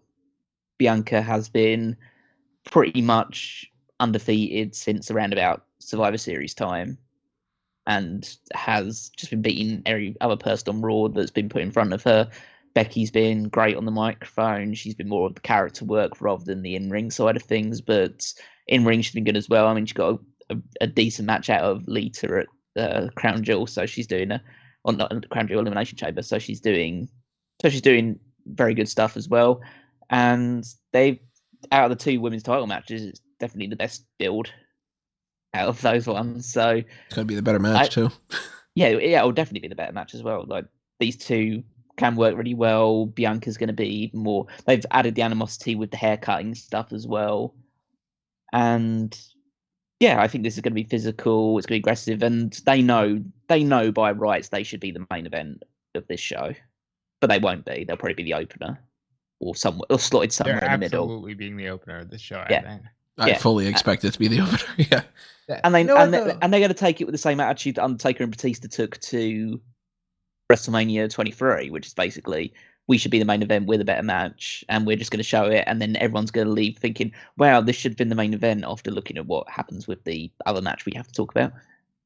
Number 2 doesn't talk about number 1. But I agree 100% with that take, and it almost adds intrigue to me that they're doing them on the same night, and I'm glad they are. I'm glad they didn't go, well, let's separate them, because now you get that kind of competitive fire of, well, fuck them. Let's not even let them get the chance to steal the show, because we'll just take it out from under them, and nobody's going to care about what Ronda and Charlotte do. I mean, admittedly, neither women's match is main eventing this show, but we'll talk about that when it gets down to it. That is absolutely correct. That's why I went Raw Women's Championship match, because we're going to go SmackDown Women's Championship match, and then we're going to go the other one. The thing that closes the show. But yeah, I think this is going to be good. I think this is going to. It might not be up to the level of Banks and Belair because that's almost a perfect match, so it's really hard to level up to that one. But I think this will be comparable at the very least. These two are great workers. They'll be totally fine. Yeah, I have no doubts that they're going to steal the show and that they're going to put in a damn good match. My issue with this is just, shit, you shouldn't have done it already. Like, yeah, they should have. It should have just been SummerSlam, and then there should have been a break between that. Like, they shouldn't have. I understand they shouldn't have touched, but they shouldn't have had multiple matches between now and then. Maybe they had one rematch where Becky cheats to win, but then Becky take Bianca out with an injury angle. Bianca comes back at Survivor Series, then has to build her way back up the way that she did, and then you're golden at that point. Yeah, if Becky cost Bel-Air the Royal Rumble or something, so it just keeps building this idea of she does not want to fight Bel-Air. Like, this is not, and I don't think that she should have beaten Bel-Air in 20 seconds anyway. I think that was poorly done. But like, because that kind of like, then why wouldn't she want to face her again? She's beaten her in 6 seconds. She knows she can beat her, and like, so you know, it's it's not been perfect by any stretch of the imagination. It rarely is, but they'll, again, it's one of those things where it's not as much shutting your mind off to everything that's happened beforehand, but you kind of have to just take the match itself for what it's worth, which will be good to great, I'd say. I'll say, well, go ahead. No, you go ahead. I was going to transition. I'll say this.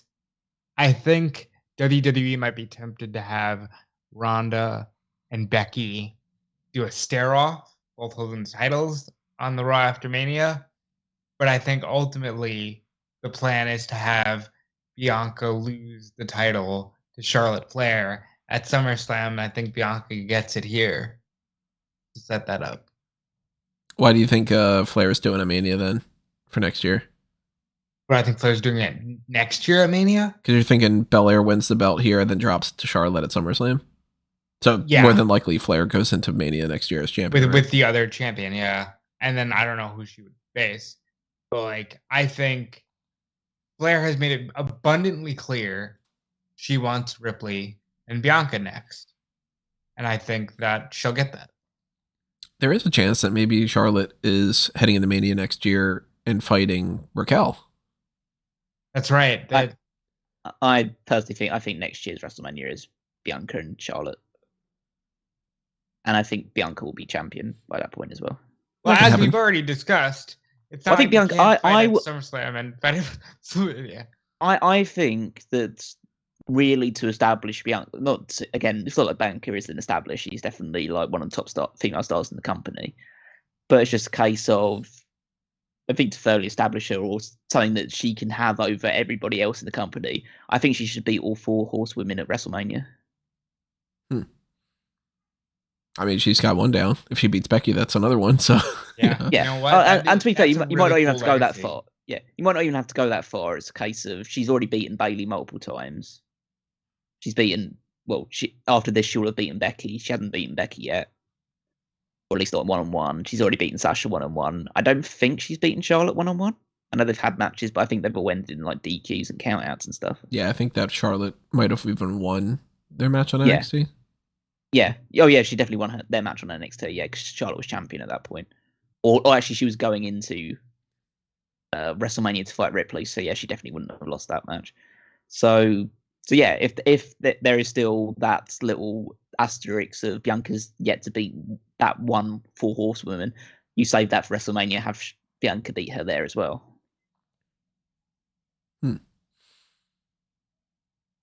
I mean, there's not much of a precedent that shows that they are thinking about next year's WrestleMania outside of the idea of, can we please get The Rock? So I don't think that they are factoring that in, but I would love it if they went in that kind of direction, because not only would it prove that they would be thinking about things ahead of time, but I think that they need to put a stamp on Bianca. And I think that they shouldn't do the type of thing where it's like, oh, let's have Becky retain and then we'll have the title change at Backlash. So that way it's a bigger deal because we don't have all the title changes on WrestleMania and fuck you. It's just going to be whatever. Like, I hope they don't do kind of bullshit like that. Well, I think they have 2 things stamped for WrestleMania 39, which will again transition into the next point, which is they have the Rock thing with Roman Reigns, wanting to have that. And then, or at least if all rumors believe, we have Becky versus Ronda. Yeah, which this is a good transition to say, not only would I not give a shit about that, I do not give a shit about Charlotte Flair versus Ronda Rousey, because we've seen it twice before. And the feud, you could say what you want about the feud between Becky and Bianca being disappointing and how they went about a couple things. At least it's a fucking feud. Because Charlotte and Ronda, goddamn, man, they are just they're not even half-assing this. They're quarter-assing it. This was Ronda saying, I won the Royal Rumble. I could pick Becky, but I'm not. I'm picking Charlotte. And then since then, she can't cut a fucking promo. I don't know what's going on with this, but every promo they've written for her is garbage. And then Charlotte's has been scripted her to be, hold on, because they've scripted her to be a babyface, and she don't work that way. She needs a mouthpiece. I don't think she could cut a heel promo. Heyman said he's signed for years. You put her with Heyman, put her with whatever the fuck you need to do. Or just literally have her not cut a promo. And just have her be Ronda Rousey, and that's the mainstream name, and that's all you fucking care about anyway. But like, God, this match just feels so circle jerky to me, where it's like they wanted Flair versus Rousey at Mania, and they're doing it because they wanted to do it. And it's happening because those are the names. On paper, that makes sense. It doesn't fucking matter if we've done it before. You'll watch it again because it's Ronda Rousey as Charlotte Flair. What else are you going to do, fucker? Stop being a bad fan. I hate this. I could not care less about this feud. And every time that they do something to try to build up to it, it actually makes me less interested. Like, I don't know what's going on with SmackDown, but the writing team, at least for that brand, 3 weeks in a row, they had an angle with somebody do something backstage with a car, and one of them was Rousey and Flair, which we saw the last time. Like, why did they do it again? Because they like the car bit with them. What is up with the car bit? Why is it like, oh, we don't know how to build Rousey versus Flair unless we have them fight on a car? Well, it's a callback to the the 2 years ago or 3 years ago with the car. the fight in the car the fight in the police car and all that other stuff, which took place leading into WrestleMania 35. Yeah, but I mean, like, that's not even. That's not appealing to him, is what he's saying. saying. Like doing something that says, "Remember the thing that we did before that was better. We're gonna do it worse. Remember that?" It just makes me go, "This is worse." And also, I've fucking seen it. Like, that's terrible marketing in my mind. Allow me another tangent, because this whole thing, as Tony has said, is I'm not gonna pick you because I want to get under Becky's skin. And like, given what we've seen with Triple H recently and Big E, and the report that they were going to do something with the NWO this year, but unfortunately the passing of Scott Hall, the idea of not, and to go back, the induction of Vader, the idea of not doing something when you have all parties available to do it and just not doing it because there's always next year, really angers me. Remember this when next year we're not getting The Rock versus Roman Reigns. Because I don't know why you wouldn't just go Becky, Ronda. That's the match that they have been building to for years. Why the hell are you gonna, well, that's what we'll save for next year. What if next year they're not able to do it? That's why you never got a 4 horsewomen versus 4 horsewomen. Because you waited too long. Undertaker Sting, because you waited too long. That's my personal gripe with this. The build to it is what it is. I'm sure this match will be fine. Maybe even good. I've enjoyed Charlotte just being like, I don't know, what do I do after this? She's literally, in her interviews, she's been saying things like, if you read through the lines, she's like, well, my title reign's been kind of shit. I haven't really done anything. I'm glad I fought Naomi because she's my friend. You're not going to remember that. Yeah, you're not going to remember any of this because at WrestleMania I'm dropping the title and nobody fucking cares anyway. That's like, wow. Okay. I admire her for being honest, But that's also why I don't have any confidence this match will be any good. Because she's just going to sandbag? Yeah. Well, it's not like she doesn't have previous for this type of thing. Charlotte is someone who wears her emotions on her sleeve quite a bit. And even though she comes across with this kind of like Ice Queen type demeanor, when it's actually in the match, in the heat of the moment, she will do what she needs to do in her own mind. And Ronda,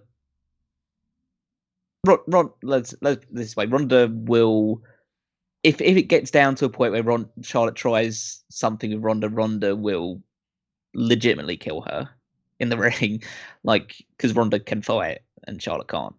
But I think that there's a possibility that maybe that's what they want me to believe going into it. So I'm more going into this one hoping for a car wreck more than I am actually a good match. Just because I feel like it'll be entertaining for me.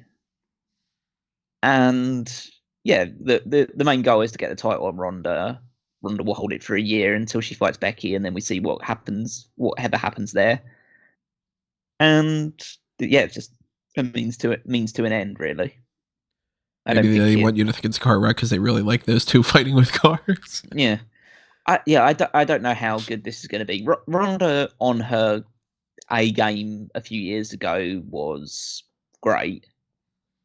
I don't think that any of the matches that she's had with Charlotte Flair have been some of her best ones. The match at Survivor Series ended in a DQ, and I can't remember much that happened up to that point. The match at WrestleMania, yeah. Didn't they just smack each other a lot with kendo sticks? Yeah, that was the ending part of it. Yeah, where Charlotte got herself intended disqualified. The main event at WrestleMania 35, I think, it was a complete disappointment. And I don't, knowing the two people that are involved in this match, I think that Charlotte's in-ring work is declining. Or it depends very much how motivated she is. If she's really motivated to have a great match, then she has great matches. I don't know whether she will be as motivated this one because, frankly, it's someone who's come in after being away for so long and spent half the time that she was away shitting on WWE fans. to come in, win the Royal Rumble, and then just take her title belt after Charlotte's done, in her own words, jack shit with it. I don't think she's going to be too happy about that situation. Especially if she's not the main event. Yeah.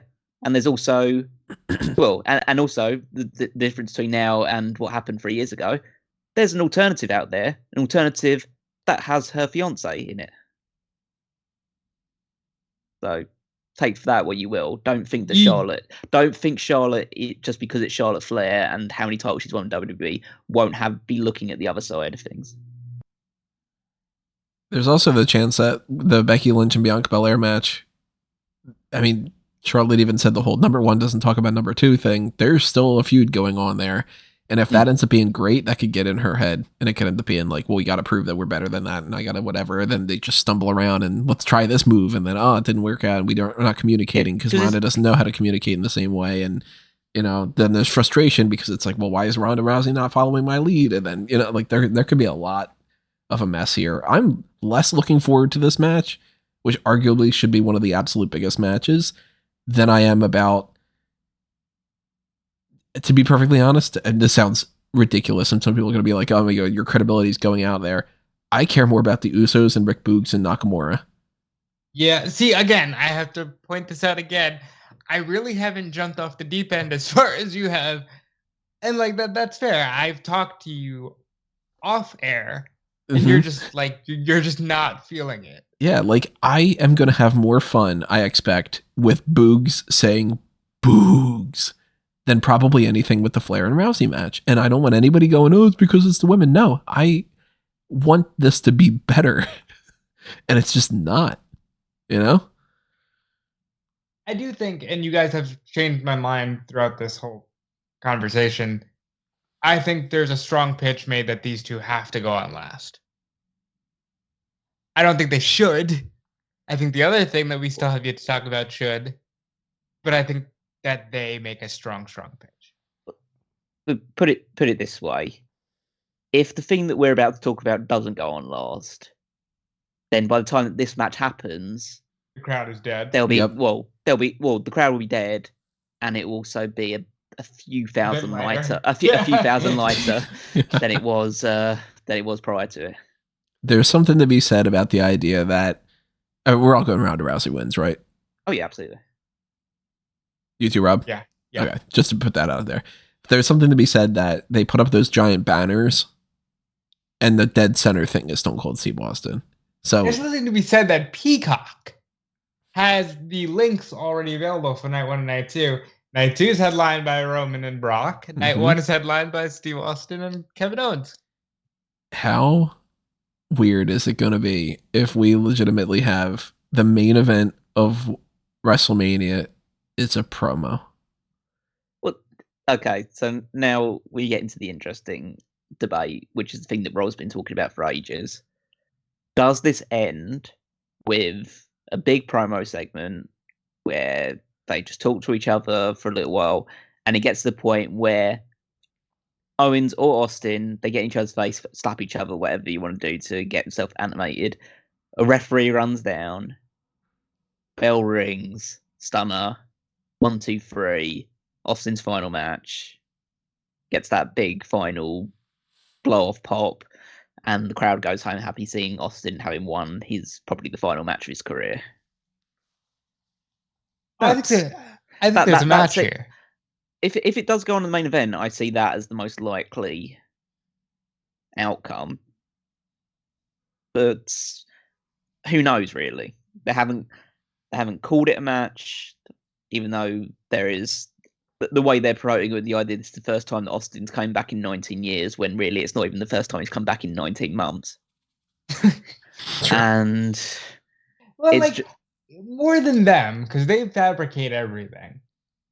Austin's playing along, and he's like, I'm in ring shape, and this is for me, and I want to have a match. But that's the thing that's going in my head is, if he's happy it's a match, and like Owens is booking it as a priority as a match, and he does want to have a match, why aren't they calling it a match? And the only reason I can think the reason why they're not calling it a match is because it's not going to be a match. Mm-hmm. And then that way they can say, why are you all upset that it's a match? We never said it was going to be a match. We said Kevin Owens is going to host the KO show and Steve Austin will confront him. And they can have them get physical and not call it a match. They could have what I'm expecting. I think Kevin Owens is going to come out. He's going to say, Texas sucks. Boo. My guess for the KO show is Stone Cold. Stone Cold's going to come out. He's going to say, hey, motherfucker, blah, blah, blah, blah, blah. Not motherfucker, but you know what I mean. It'd be great if he was just turned into Jim Cornette's motherfucker. But he's going to talk trash about Kevin Owens. Owens is going to get physical with him. And then Austin is going to hit a stunner. Owens is going to roll out of the ring. Austin's going to catch a couple beers and drink them. I think at most we're going to get the two of them brawling a little bit more. And Austin's going to hit the stunner, and then it's going to be that. This is going to be at least like a 25-minute brawl. Oh, no, I think it might be a 20-minute promo. with a 5-minute. With a 35-second fight or something. Yeah, I really think that they are looking at this as Austin's Austin. They're watching Austin do Austin. They're getting what they want. It doesn't need to be a match. People just want to see a stunner and for him to drink beer. Well, fundamentally put it this way, the reason why night 1 is sold out and night 2 still got a little bit to go is because of Stone Cold Steve Austin. Stone Cold's the ticket mover. Do you have them say, well, fuck it, I don't want to talk to you, I want to fight you, and I'll kick your ass tomorrow night, stunner, and then they have a match. And then it's, now we have a hook for night 2. Because but it's the last minute. Like, how many tickets they think they can sell in less than 24 hours? But that's been my whole argument with this, is they've really just left so much money on the table by not saying it's a match. I mean, Sean reported it as they're talking to him about a match. Austin's promoting a match. Bret Hart is out here doing interviews about, I'm rooting for Steve Austin against Kevin Owens. What are we doing here? I think everybody's just falling for it. Falling for what? They're giving it to you. They're not. It's not like, okay, we're really trying hard to read between the lines. The man is saying he's getting in ring shape. Yeah, but in ring shape doesn't mean a match. I think that they're skirting the line as close as they possibly can to get everybody to go. Austin's fighting Owens at WrestleMania. Oh my God, I got to tune in. And then a little bit of gotcha. And a little bit of, but we never said it was a match, so you can't be mad at us. We're talking about a company, look at it this way, a company that their promotion for WrestleMania this year was, stupendous is a word that people don't really know all that much, and that'll be an earworm. And then you look at the way that this card is, and it's, well, that's on paper, that's whatever. If we say it's a big deal, it is. And we're talking about a company that has been ruthless with this whole budget cut means whatever. We just need to, we are a company. We are not a creative organization. We are churning out content. I think that they are dangerously in this mindset of whatever we say goes. And if you don't buy into it, you're a fucking idiot. We know what we're doing. We've been doing this for decades. You know what though? But I like, and maybe they're just thinking like you're saying, but doesn't that just all go back to you've left so much goddamn money on the table? Like, I wouldn't be surprised, and this is even more petty, but I wouldn't be surprised if they're not calling it a match just so that they can headline without having lied to the women that they're headlining. Like, oh, you had the last match, technically. Yeah, that's funny. I mean, 2 years ago, we had a dark match with Big Show and Drew McIntyre, so who knows? My point, listen, it's going to be great. I love Austin. I think KO is awesome. Kudos to all of them. And we still have another freaking night of WrestleMania to talk about. That's where, like, some of those things comes in, where it's like, if you have the KO show thing and it's Steve Austin and you had all the other matches where like that seems like you've built this up well and it's the best possible match, then you wouldn't be hearing me complain about it. But when you end up saying, okay, well, this isn't as good as it could be, but whatever, and then this is terrible, but whatever, and this is kind of weak, but then this is then it's like, all right, the sum of its parts, Mania is not looking all that great. And night 2 looks better to me, because at least with night 2, we got a couple things that hasn't been done before, and we've got a couple things that I think are slightly been built better. One of those not necessarily the case. The match that I think, if anything, does go on the pre-show for night 2 without adding something would be the Women's Tag Team Championship Fatal 4-Way. That is Carmella and Queen Zelina Vega, the tag team who won the titles because fuck it, what are they up to? I don't know. We want to turn Nikki ASH heel, so let's drop the titles and put it on those two. And then have no tag teams. But we don't want to do the Women's Battle Royal, so let's just make tag teams and go with that. Sasha Banks and Naomi. Then we got Liv for Brutality. Bless their hearts, Liv Morgan and Rhea Ripley are really just like, we actually like this, so I hope that they win. And then you've got the Queen of Hearts and the Queen of Spades, Natalya and Shayna Baszler, which they should have some kind of, I don't know, some kind of poker card playing theme for their tag team name. What's it called if you get like queens of everything or something? Is that like a hand? I'm terrible at poker. This whole show is a royal flush. There you go, royal flush. They're the royal flush team or something. But I think they need to have the titles change hands here. And it's not just because they did the whole Carmella and Zelina Vega arguing thing. I think that they just need to drum up some interest. And it's either going to be Banks and Naomi or it's Morgan and Ripley. And I'm hoping that it's Morgan and Ripley. I think that they'll do more with those titles. I think this will all depend on who wins the Raw Women's Championship match. Because if Becky happens to win, then they need Rhea.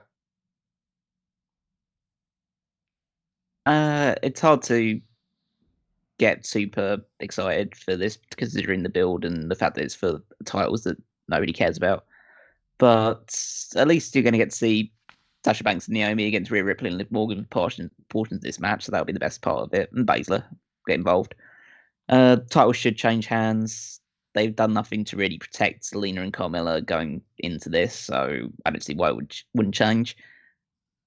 I think Ripley and Morgan are the best tag team out of the four. They seem to have the best chemistry, and there seems to be a groundswell of support behind them, which is unsurprising considering how many stands Liv Morgan has.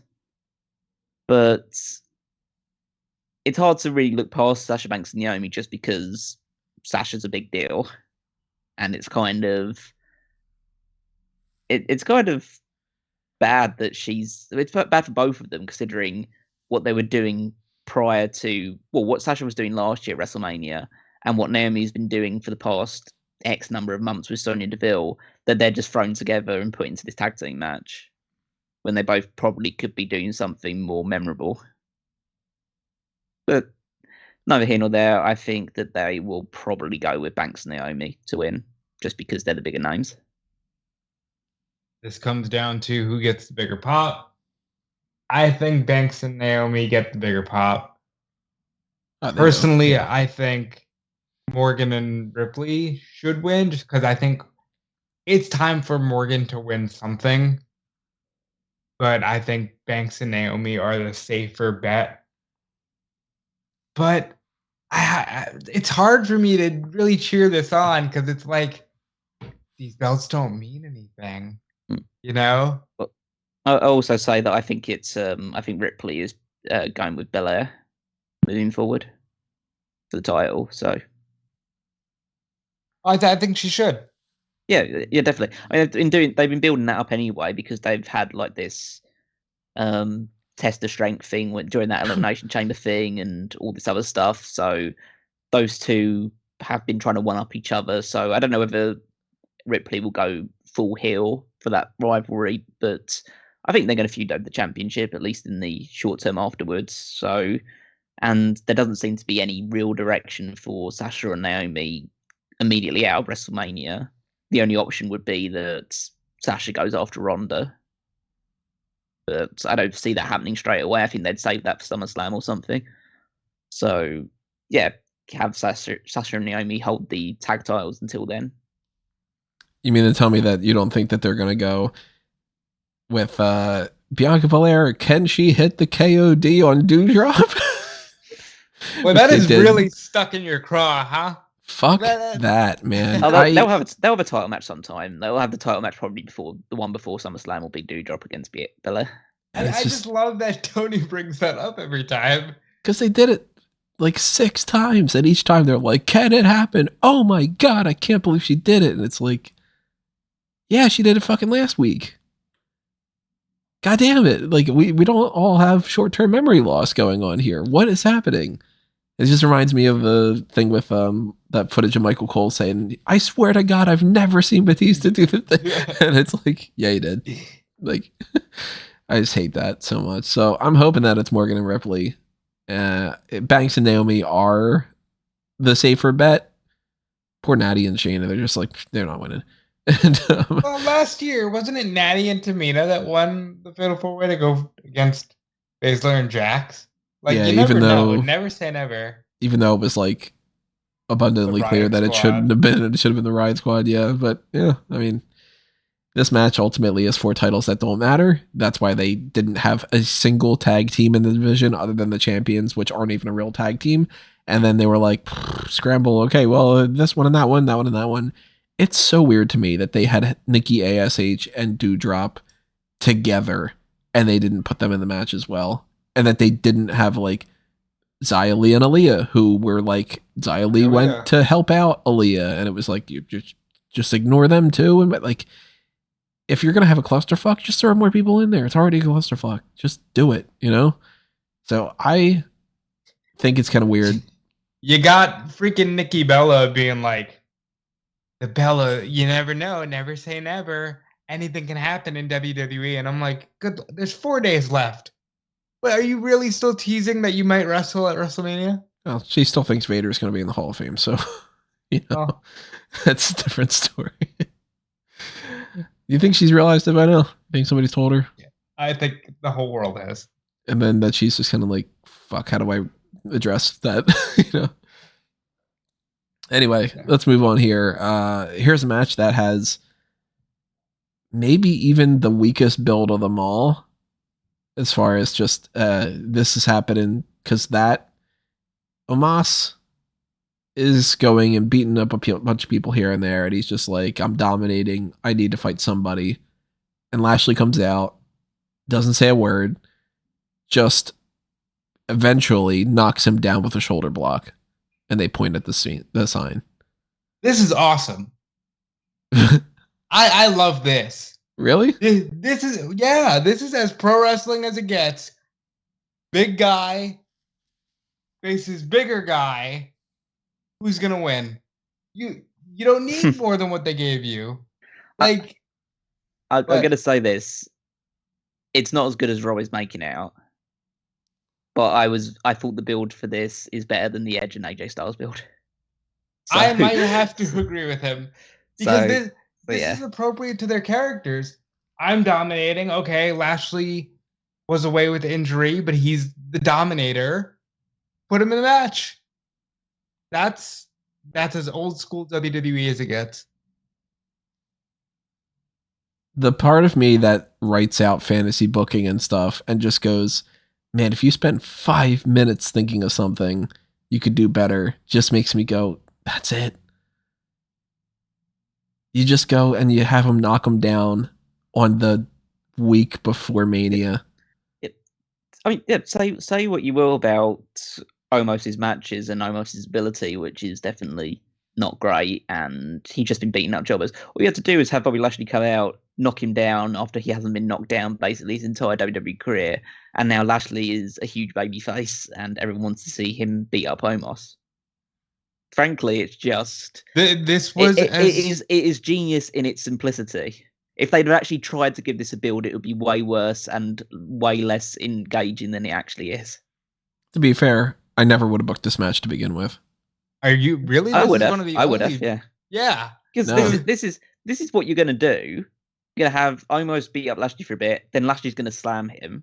Hell yeah. And he's going to spear him, and he's going to make him tap out, or he's going to make him pass out or tap out to the Hurt Lock, because that's all Omos is there for now. Because Omos has clearly shown that he can't elevate himself to another level because he just doesn't have the ability to do so. He doesn't have the promo ability, he doesn't have the presence. But what he can be is the mountain of a man who hasn't been knocked down, who's beaten everyone in front of him. And then you have Lashley beat him.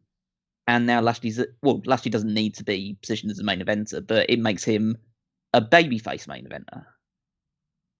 And then it's him against Roman at some point. To be fair, this is on paper. Go with me here. When you have a giant like a Omos or like a giant Gonzalez, you go, that looks like a cool visual with The Undertaker. It's the same thing here. Oh, these two big guys, they look good standing in the ring together. Put them in the match. Yeah, I'll tell you one thing. Lashley slamming Omos in this match is going to get as big a reaction, maybe even bigger than most other things that's going to happen on this show. Absolutely. Isn't that sad? Yeah. but that's the thing. Like, again, we are fans, or I can't speak very well. We all have our own different tastes, proclivities, but we do like good technical wrestling, fun matches, like just like matches that go 20 plus minutes, stuff like that. But realistically, there's a lot of fans out there that just like to see two big guys bash into each other for 3 minutes and someone picks what the other one up, slams him, and wins. That's what Goldberg's career was entirely built upon, and everyone fucking loved Goldberg. And as much as we say there's no such thing as a casual fan anymore, yada yada yada, like I think you're underestimating the amount of people that are going to tune into WrestleMania just because, hey, I'm having a WrestleMania party, or hey, like, you want to just watch WrestleMania? Like, there is that element, and people are going to go nuts to see this big dude get slammed by another big dude that can actually slam him, even though he's 7 foot tall. Yeah, that's where I just go, though, but the casual fan's not going to stick around. And you might pop them. They don't give a fuck. Yeah. And you get that one night where the people that are joining their friend who paid for it because the friend has the Peacock subscription, and they're the ones that are the recurring fans that actually give you the money all the time. That's where I say you need to capitalize on something like this Cody thing to transition into more full-time fans. But this match is not for that. This match is so casual fans can go, wow, that was cool when the big dude slammed the big dude. It's a moment match. It's this WrestleMania's Hogan and Andre. Yeah. Wow, that's sad. That's what it is. This is Cesaro slamming Big Show over the top of the rope with the slamming the Great Khali at WrestleMania 23. Yeah, I don't say always, but there is typically a match at WrestleMania that is built around this thing. It is big dude gets slammed by a slightly smaller dude. Last year was built around big dude throws around smaller dudes and lets the other small dude jump off of his shoulders so they can win the belts. This year for Omos, it's big dude versus other big dude. I'm not totally sold that Lashley will win. Same here. But I think I'm so convinced Lashley's going to win this one. If Lashley wins here, I'm leaning towards him, but I'm not fully convinced. Same here. If Lashley wins here, then it's clear that they've given up on Omos. But if Omos wins here, then they still see little bits of potential in him. I don't think it's weird that they've given up on Omos. Like, what's Omos going to do at this point? He's not going to fight Roman Reigns for the title. He's not going to. I don't think he's going to win the United States Championship. He might, but that's like I think they see him. Even if he loses this match, I think they see him above the United States title. He can just carry the 24/7 title and never lose it. Yeah, I think that he can do that either way. His role. I think that he loses this match to Lashley. They take him off TV for a while, and he comes back as someone's heavy again. So no, the rational mind says we've had a full year of Omos. He hasn't gotten that much better. His ceiling, funny enough, his height, he's already pretty much reached it. We can't do much more than that. But, I mean, they just sacrificed Commander Aziz, and that was partially just to build this matchup or whatever like that. But I'm like, all right, well, Commander Aziz at this point, he's getting released after WrestleMania. I'm fully convinced of that. You put it this way, Commander Aziz hasn't won a single match on WWE TV. He's barely even wrestled any matches, too. He's just been, it's weird because it's like he's just hanging out with Apollo Crews and he's not even doing anything with Apollo Crews. He's just there. And they sacrificed him for Omos. It makes more sense in the grand scheme of things, if they're really thinking ahead and they're thinking in advance. Omos is not going to be somebody who's going to be around for the next 10 years, that they're going to make this multi-time world champion who's going to be a crossover star and all that. It's just not happening. So if you put Bobby Lashley in this scenario and he beats Omos and you keep him on that babyface train, he is a legitimate, solid fighter to go up against Roman Reigns. That makes perfect sense to do that for WrestleMania Backlash or for what's happening after Backlash. I'm forgetting now. I think it's Money in the Bank, SummerSlam. That they could go anytime. Yeah, because I'm assuming that Drew McIntyre is going to be the next up, and then after you do that, then you go with it's Hell in a Cell is next. So they do Drew McIntyre at Backlash. They do probably Drew McIntyre again at Hell in a Cell, and then they do Lashley at Money in the Bank or something like that, and Omos just kind of fades away, and that's it. But it's WWE. They could very easily just be like, and Omos beats Lashley because we don't want him to lose yet. And it's Bobby Lashley. He's won the championship twice. We could just say he's a former champion, and that's why he's whatever. So I'm not sold that Lashley's winning. I am leaning more towards Lashley, but I'm just like, man, it's another match where I'm like, you didn't care to try. It's just... he did a shoulder block. Well, I think I'll round it off. Well, I'll round my part at the very least off with this. So, talking about why this match should be on WrestleMania and why the build doesn't need to be super spectacular. Talked about earlier about Omos versus Commander Aziz that happened on Raw a couple of weeks ago. I was going to say that, so go ahead. Do you know how many views that has on YouTube, Tony? Yep. Is that really something that's been doing really well? It has nearly 3 million views. That week, and it's been on there for 2 weeks. That week, on Monday Night Raw, what was the date, Cal? 14th of March. So, for that week, Tony, that dwarfed the rest of the views. That, like, the closest thing up to it, that had 604,000 views by the next day, and the next thing down was Becky Lynch taking out Bianca with 493.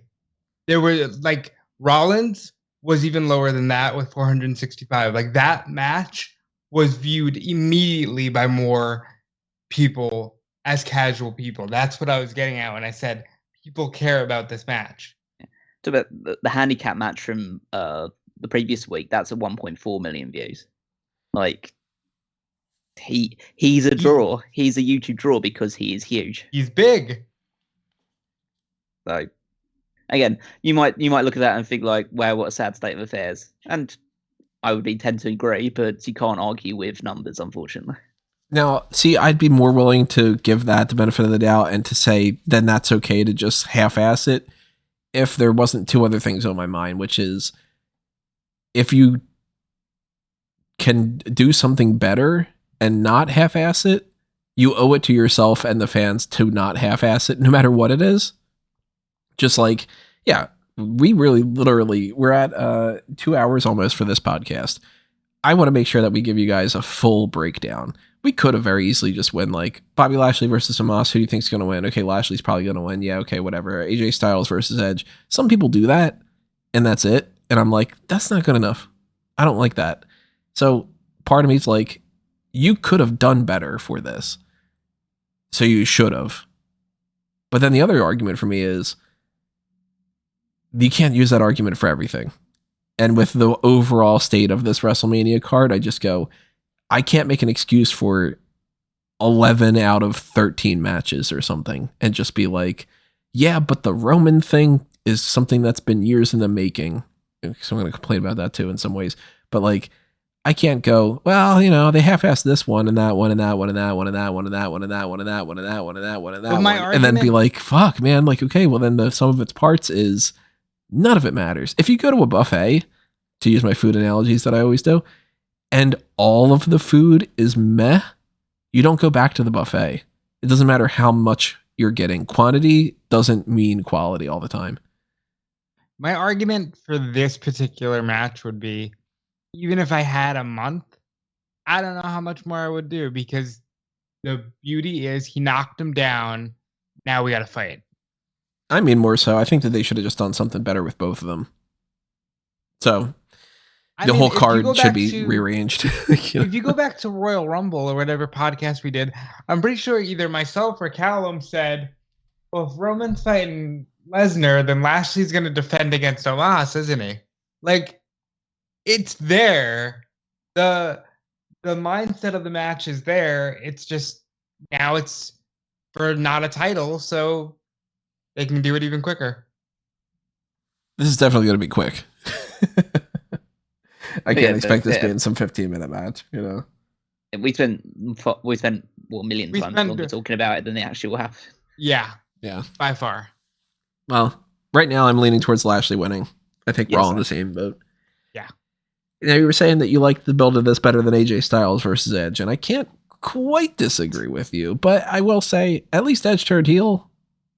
That's something. But once again, this started off with Edge said, Mania needs me. I want a match. How about it? And Styles went, me.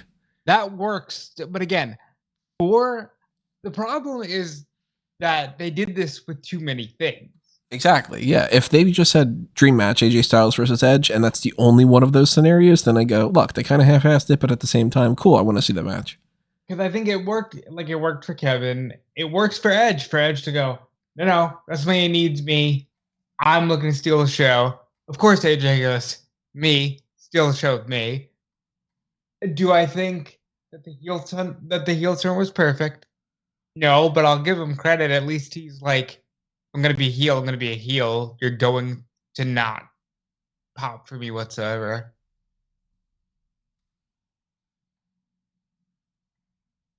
I think that the issue I've had with this match, the build to the match, I don't have an issue with the match. The match will be great because these two are both great. So that's this bigger issue is the fact that this whole Edge heel turn, Edge is better as a heel, absolutely. But this whole dark coming out to the ring in pitch darkness, the change in music, I was already sick to death of his soliloquy style promos because I think he thinks he's an actor, and he's not. As Money Plane completely demonstrates, he's not an actor, and I think that he thinks that he needs to be. He speaks with so much gravitas and power, and realistically, his promos are just a cobbled mess of really long words that are meant to sound emotional, which really aren't.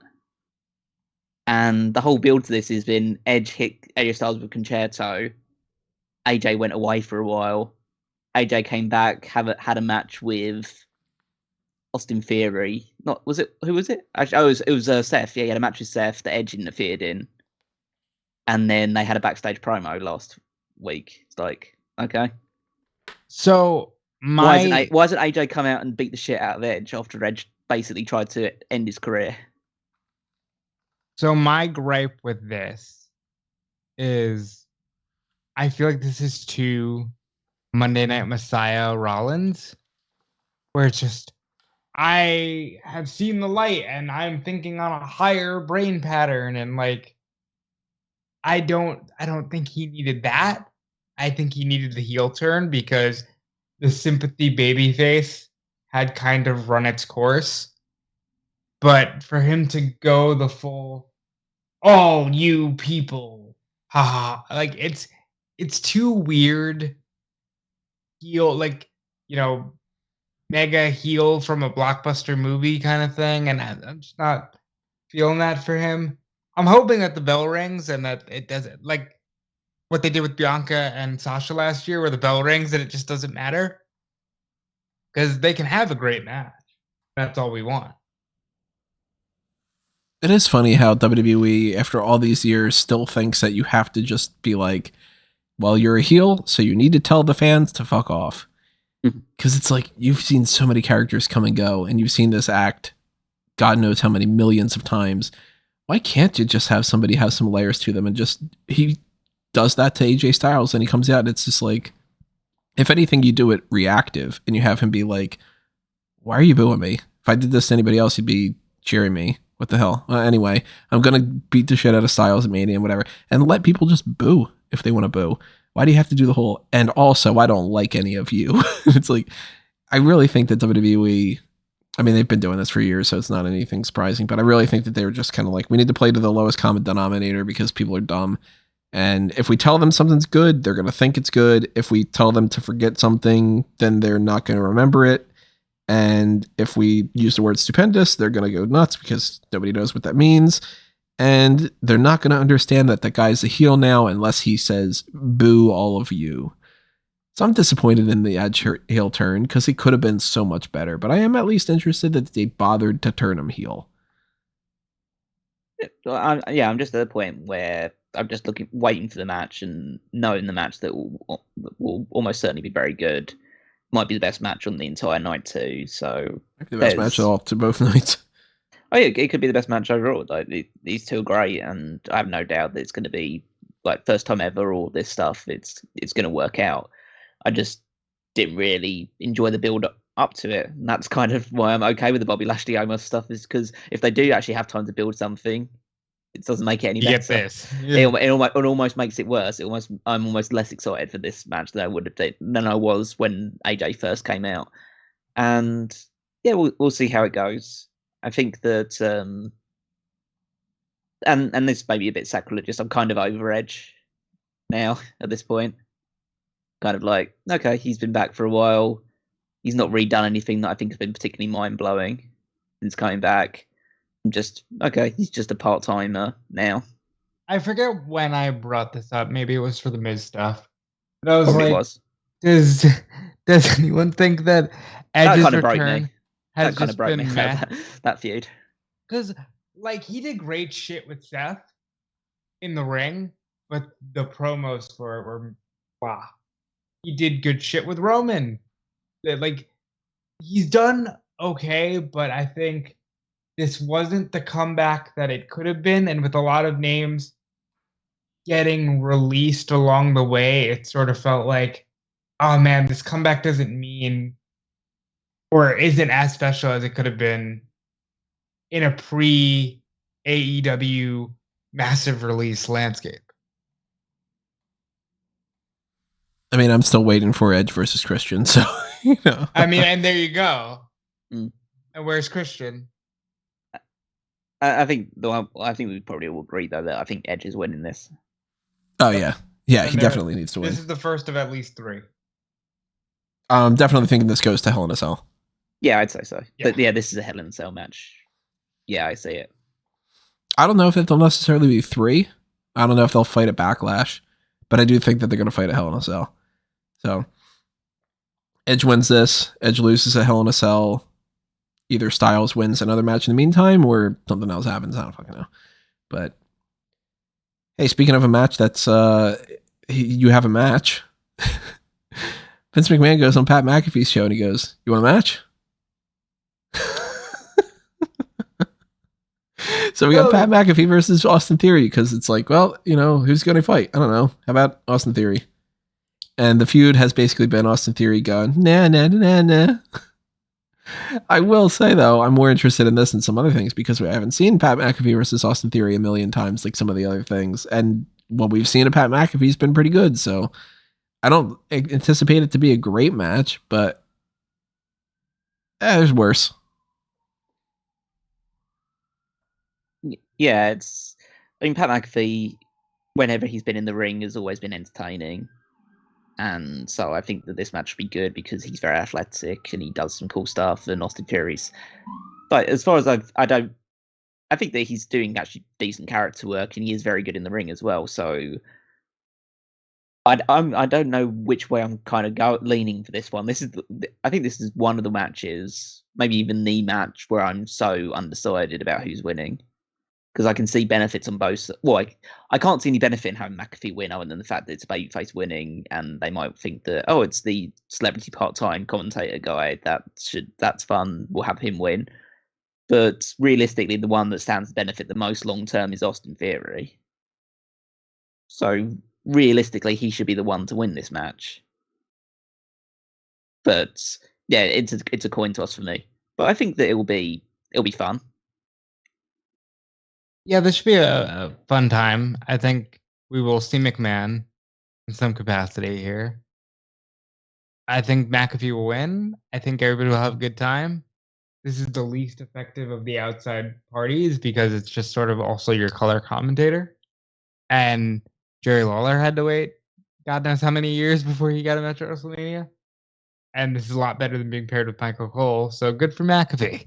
You know, this should be fun. This is one of the ones where you just sit back and watch and enjoy it. I will say, I think that you could go either way with this. You either go the babyface wins because it's babyface and it's WrestleMania, or you go with Austin Theory's the actual wrestler, so he wins. And Pat McAfee lost both of his matches, I'm pretty sure, right? I know he lost. But he was also presented as a heel for all of them. True. So this is definitely one of the ones that's harder to pick. At the moment, I'm leaning more towards Pat McAfee winning, but I think it also depends on who else wins some other matches on this card. And Night 2 is looking a little babyface heavy to me. So Edge winning, of course, I think is one of the heels. I think that there's a good chance that we've got Austin Theory winning this because it just makes more sense overall. Like, he can get the actual pin and then just be like, oh, look at that. He's got something that he can prove to to Vince McMahon, that he scored a win over someone at WrestleMania. And that's, I mean, he made Vince McMahon proud, kind of thing. If I were booking it, Austin Theory wins. But yeah, it could be interesting. Disappointed about this thing. They had cold feet on breaking up Riddle and Randy Orton. And they decided that they were going to put the belts on Alpha Academy and then just never mind RK Bros champions again. Let's just throw the tag teams together. You mean to tell me that RK Bro defending against Alpha Academy and Street Profits is anywhere close to as interesting or as important as Riddle versus Orton would have been? This doesn't matter. RK Bro wins. Yeah, I think that I can't say I blame them for not pulling the trigger on the Orton and Riddle thing, because it's going well for them, and I think Randy's enjoying it, being part of the team instead. And I think Randy at this point, regardless of what my opinions about him in the ring are, he's earned the right to basically say, yeah, I want to keep doing this, and then saying, yeah, sure. So I think that it's fine for them to still be tag team champions. I'm not entirely convinced about them retaining here. I think it's the most likely outcome, but I could see the Street Profits pinning one of the members of Alpha Academy and becoming champions here. And then you span off into a feud between RK Bro and the Street Profits heading into WrestleMania Backlash, and maybe that starts sowing the seeds for the eventual breakup, which might happen at SummerSlam or something. It'll be 1 year on the Raw after Mania since they started. So, but I don't think it's I don't think it's a bad match. I mean, they had a triple threat match with two of these teams a couple of weeks ago on Raw, and it's probably the best Raw match of the year so far, and maybe one of the best Raw matches of the last couple of years. So add the Street Profits in for Kevin Owens and Seth Rollins. It probably won't be much, if any, better, but it will still. I'm still imagining this will be a fun match. So I'm looking forward to it, even if the build has not been, again, another case of the build not being spectacular. I hate it. This is the best you could do for Randy Orton. Fuck you. This should have been Orton versus Riddle. I understand why. Randy Orton wants. I would. No, I understand bet dollars that. to donuts that Randy Orton wants this match more than he wants to fight Riddle. That. And that's why I'm like, all right, I'll allow it. It's just, it makes me so like, Randy could, well, you still have him, you know, he's still a big star. Could be doing a little bit more. But I do understand that this is a lot more fun than anything. Definitely a lot more fun than wrestling Braun Strowman on that one episode of Raw that he was supposed to. But, I also feel like we saw it and I could have just enjoyed a little bit more of a build towards a match. Like if you knew you were going with RK Bro, build up another team. That's it. That's all I'm asking for. But other than that, yeah, this will be fun. Chad Gable is on the run of his life with the shoosh. I really enjoy the shoosh. It's one of my favorite things in WWE right now. And I think Street Profits are turning heel.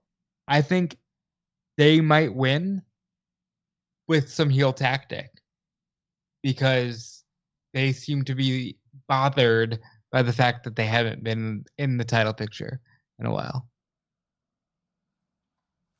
If the belts change hands, Street Profits win, for sure. And it's definitely a possibility. I'll be disappointed, though, if they do this whole thing and then they split Orton and Riddle up and have them fight at Backlash. Then it's just like, you should have just done it at Mania, I'll grant you that. Let's see. Moving on to what else we got going on here. Yeah, we have 2 more matches. Okay. This one I actually think is one of those matches that I'm looking forward to quite a bit.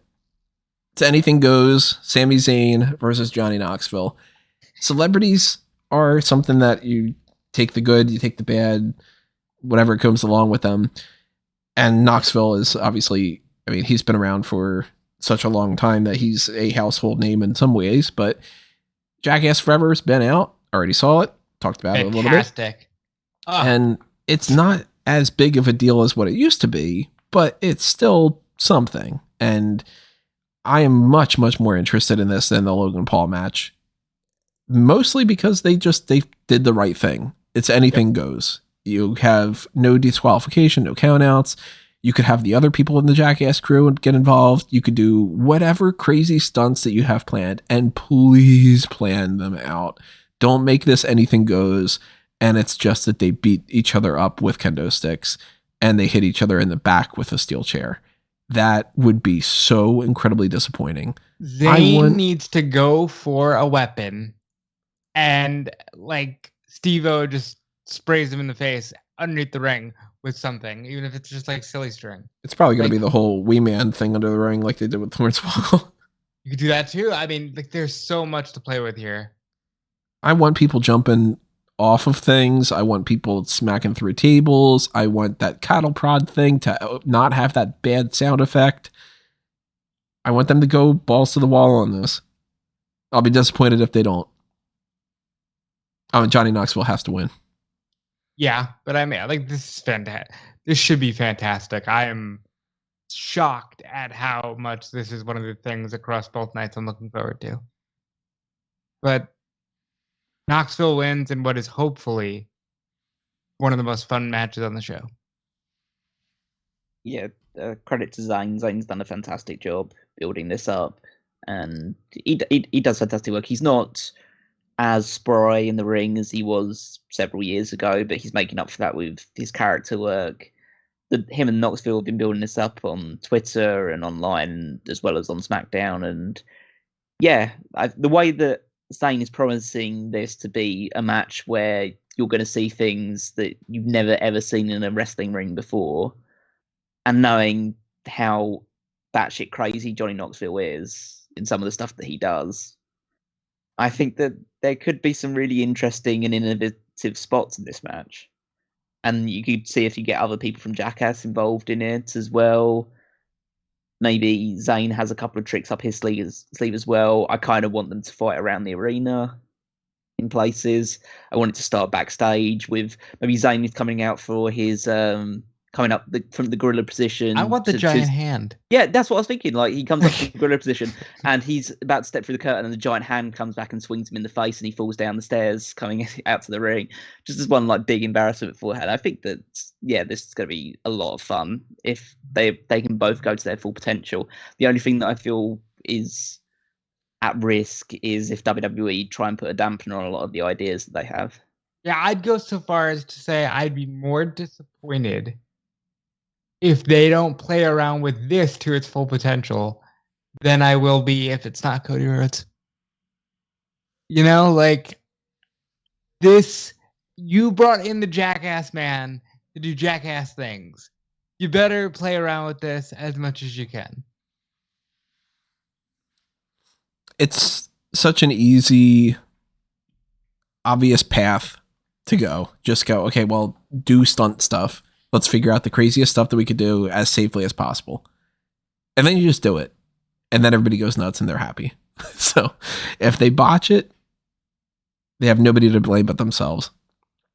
And they, I mean, WWE creative, not Sami Zayn and Knoxville, because I'm sure that they were just like, let's do this and that and that and that. And they probably get their ideas shut down. But Knoxville wins. And that means that we are on the final match, at least as far as what's currently advertised. The quote unquote biggest WrestleMania match of all time. It's winner takes all. Universal Champion Roman Reigns. No. Versus WWE Champion Brock Lesnar. This is the third time that they're fighting at WrestleMania. And it is the, I believe, 9th time that they are fighting overall. Maybe 11th. I'm forgetting which one of those numbers was the right one that I calculated a few weeks ago. We've talked about it for years. For 7 years. Roman Reigns has to win. Yep. I'd say that. I mean, I'm not going to be disappointed if Brock wins because Brock's great. Brock's great as babyface Brock. He's doing better stuff than he's done in a long ass time, but that still doesn't mean he should win in my book. No, Roman probably will win. I can't say I'm super as enamored with it because that means Roman's going to be champion even longer and on both shows.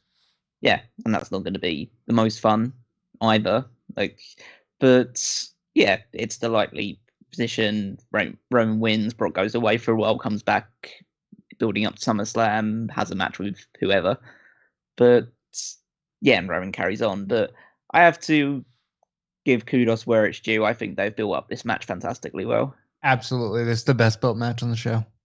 Yeah, by leaps and bounds. And it shows, again, not that YouTube is the be-all and end-all of everything, but they're getting the biggest views of anything going on. These are clearly the two biggest stars in WWE right now, the two people that everyone is interested in. And yeah, this is, again, it shouldn't be the case that this is the third time around and they haven't built up anybody else to be at these two's level. But essentially, if you're trying to make this WrestleMania as big as spectacular as you want it to be and have the biggest match be the main event for all the gold, these are the two people you have in the main event. So yeah, I can't criticize them for putting this match on again. It's the right call. It's the right choice. It's the right main event of the entire show. And yeah, the likelihood is that Roman Reigns wins, carries both belts into whatever they decide to do moving forward with it. I mean, let's call a spade here. If you said to me, look, you've got full creative control and you start on January, or not even on January 1st, if you start letting into day one, which obviously none of these things happened the way that it was supposed to, whatever. They backed themselves into a corner. This is the biggest match that they could do because they made it that's the only scenario. They spent 7 years not building other people up. The people that they did build, they left or they got fired. And you have nothing else. So it is the biggest match, but I can still criticize them because in my mind, that's just a failure of what they've done in the past 7 years. That they have to still keep going to the same thing over and over again. And that they still have to you can't sell WrestleMania on this match still. You still had to put Johnny Knoxville and Logan Paul and Stone Cold Steve Austin. And thank God you've got Edge. And you've got Pat McAfee going on, Vince McMahon going on Pat McAfee's show. And so Ronda Rousey's on there. Like, you still needed to pull out all these tricks to try to sell WrestleMania. So I think that's just indicative of a failure of 7 years worth of, guys, it didn't work. Relax, do something different, build up more people. Because at the end of this, Roman Reigns wins and everybody's going to do the exact same thing that they've been doing. They're going to go, okay, well, he retains until the next year and he fights The Rock at WrestleMania.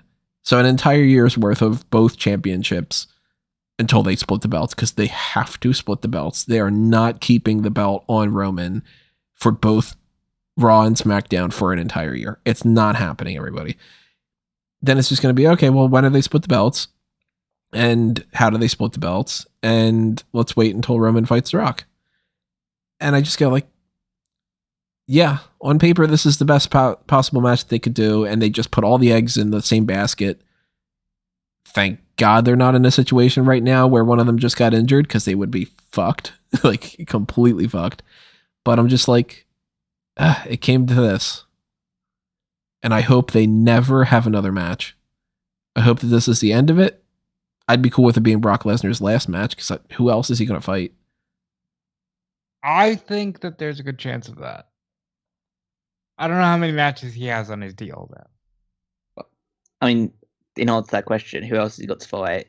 Literally anyone that he's not fought before. Because who's he having to fight that wouldn't matter? You know, if they're going to do Brock Lesnar versus Veer, who gives a shit? Does that really matter enough? If he puts him over, if he puts Braun over, yeah. Well, I'll say, does it matter enough? I go with the argument of, I think that any Brock Lesnar match is a must-see match, because Brock's great. Brock's probably among, if not the best worker they have. Just because even though his matches are short and a lot of move spamming, it's a case of his matches are just more entertaining than most other people's matches are.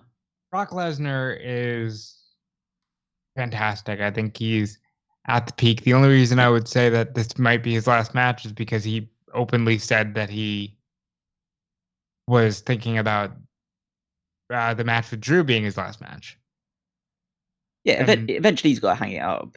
And this is as good a place as any to do it. But on his schedule and the money he can stand to make with the company, I think that it's something that people say until they actually commit to it. Quite frankly, not that they would do it, but you ask who he has to fight, he could also fight The Rock. You know? Like, there's money there. Rock's never beaten him. I'm sure. Yeah. I mean, there's something else as well about the case that there's obviously there's more WrestleManias he could be in. He's got multiple Saudi shows to compete on and stuff like that. I mean, he already owns like half of Canada already. Might as well go the full hog. How much land does he own in Canada? It's like 1,000 acres, more than that. I don't even know.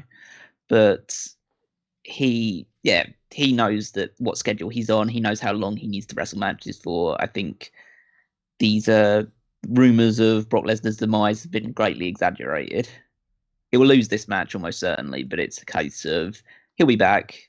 WrestleMania 39, he'll be on the card somewhere. I mean, there's more of a chance that he wrestles this match and it's not his last match that he loses this match and it's not his last match, than that he's definitely 100% hanging up the boots and stuff like that. I just think that, I mean, this is as good of a match to end as you can get.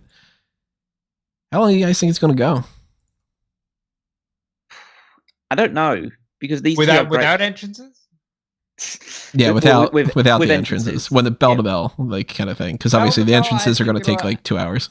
Yeah, half a day. Yeah, I think it'll go at least 12 to 18 minutes. It's interesting because Lesnar obviously had shorter matches, but him and Roman have great chemistry in the ring. Like some of Roman's best matches have been against Lesnar. The difference has been that this is the first time, at least since Roman turned heel, that there's actually going to be a positive reaction to it from the crowd.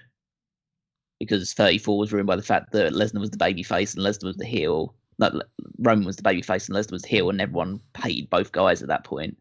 31 was just like, oh, we know where you're going. Yeah. We don't want it. And now everyone's super into Brock as the babyface, and they are behind Roman as the heel in terms of they obviously don't like the guy, but that's the point in this one. So they're actually gonna have the crowd reaction that they want for this match. So yeah, so they might as well go full on with it. I think it's probably going to go about, I'd say Rob's 12 to 18 is a good estimate. I think that's enough time for them to have a fun, like money's worth type match. but short enough that it doesn't overstay its welcome. I'm looking at Cage Match right now. When Brock's got a big, important match, that isn't obviously something like Royal Rumble where, it's going to be an hour for the sake of it. He tends to go around 13. So that sounds about right. Yeah, I mean, like Goldberg versus Lesnar from Mania 20, 13 minutes 48 seconds. You got John Cena versus Brock when he returned at Extreme Rules, 17 minutes and 43. No DQ, Brock Lesnar, Triple H, 18:44 at SummerSlam 2012. Lesnar Taker, WrestleMania 30, 25 minutes, actually. Yeah, that match sucked as well. That's crazy because Taker was out for like 20 of those minutes. Yeah. I mean, his match of 34 with Roman was 15:55. The Lesnar Cena SummerSlam 2014, 16:06. Like he does, he doesn't just do the 16-second matches, even though he does a lot of matches that are a minute and a half, 2 minutes long, that kind of thing. But he knows how. But he's an entertainer. He knows how to put on a really great main event match. His match with Lashley at Royal Rumble, 10 minutes, 14 seconds. Crown Jewel was 12:20. So I mean, there's a precedent here that if it's a big match like this one. Even the Rollins and Lesnar match from SummerSlam 2019, 13:25. So there's a good chance that this is around that 15-minute mark and not some 5-minute 2-move thing. I mean, it could still be 2 moves, 15 minutes of 2 moves, but yeah, I don't think so. If this isn't the best match that they've got, that'll be shocking. But then again, I've said everything that I'm going to say about this feud, so I just want Roman Reigns to win. I think Roman will win, yeah. I think Roman will win. I'm not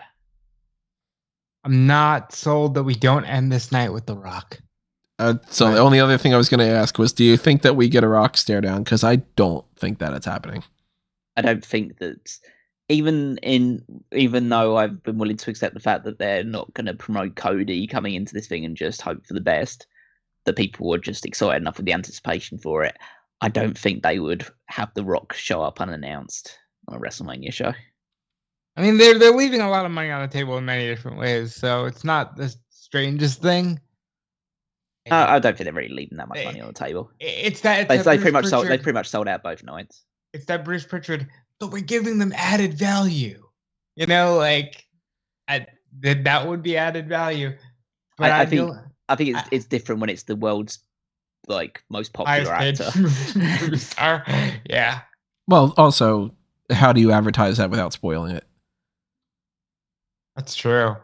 You can't say The Rock's going to be there because then everybody goes, he's going to have something with Roman Reigns. Yeah. Oh, yeah, absolutely. But the only thing that you could spoil about that is tease that Rock's going to cost Roman the match. Yeah, true. And then if you don't do that, people will be like, oh, you were teasing that.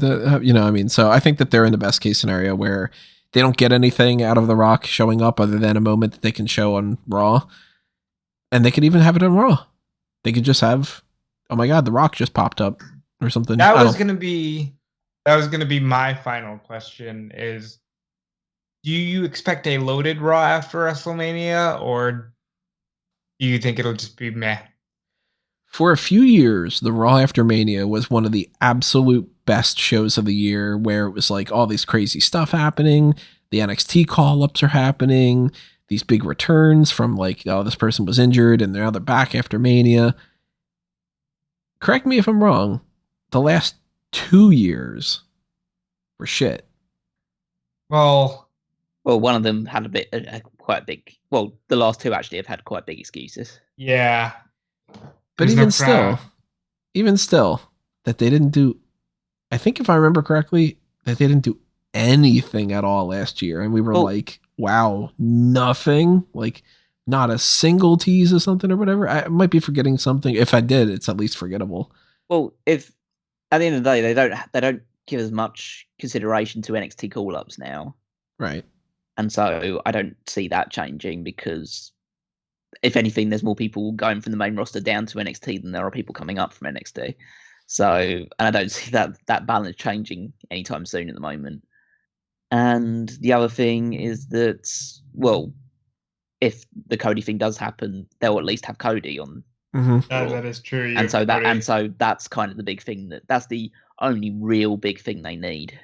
I also think that they are very much, we know for a fact that they're like, WrestleMania is the brand and it sells itself. WWE is bigger than anything else. And if we just say it's WWE, then that's good enough. They have that mentality. So I'm sure they are at least considering the idea of the Raw after WrestleMania is marketed as the Raw after WrestleMania. And we can say that so many crazy things have happened in the past and you never know what's going to happen. And even if we don't do anything, at least you tuned in because you thought for the 3 hours it would. And next year after WrestleMania, you'll fucking do it again. You know what I mean? Like, they could get away with doing that. And of course, it's bad morale. It's something that just pisses people off. It's just that, haha, we got you. We didn't have to do anything. And they could even, if they have the Cody thing, be like, well, that was the thing. What are you talking about? We gave you that. And the other 3 hours was just, you know, reiterating what happened at Mania and all that, but we got you the Cody thing. Like, you know, they could do that. So I'm not expecting it to be crazy. I'm not expecting The Rock. I'm not expecting NXT call-ups unless it's Raquel, because she's just been completely MIA. I would say this. Oh, and Ciampa. Could be Ciampa too. Callum said we could have a crazy, or maybe it was you, who said we could have a crazy world where Cody Rhodes beats Roman Reigns. That sounds like a lot of fun, and if you deliver something like that, you've delivered a successful Raw after WrestleMania. Like, it all hinges, but I think at the end of the day, even though morale is low, this is the one time a year where you can actually rebuild that morale.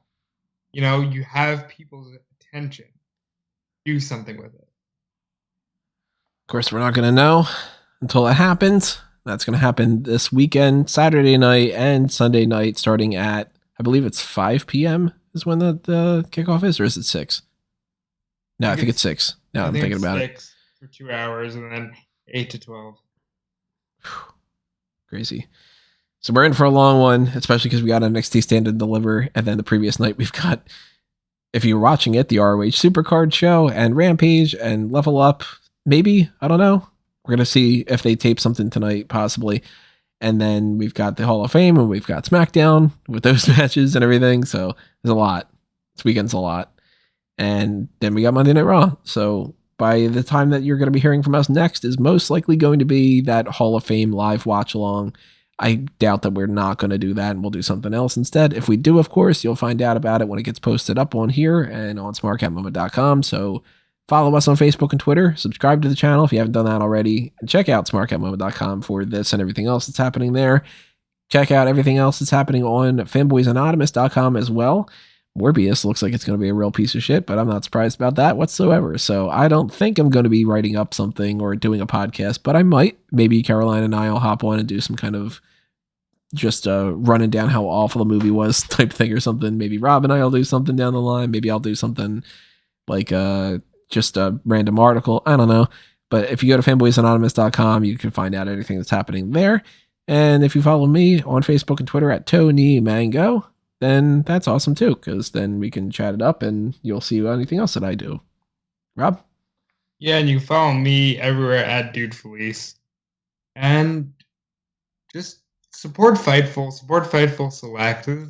This is the busiest time of the year, you know, and we just appreciate everything. And I guarantee you Sean Ross Sapp will have scoops about whatever is happening before it happens.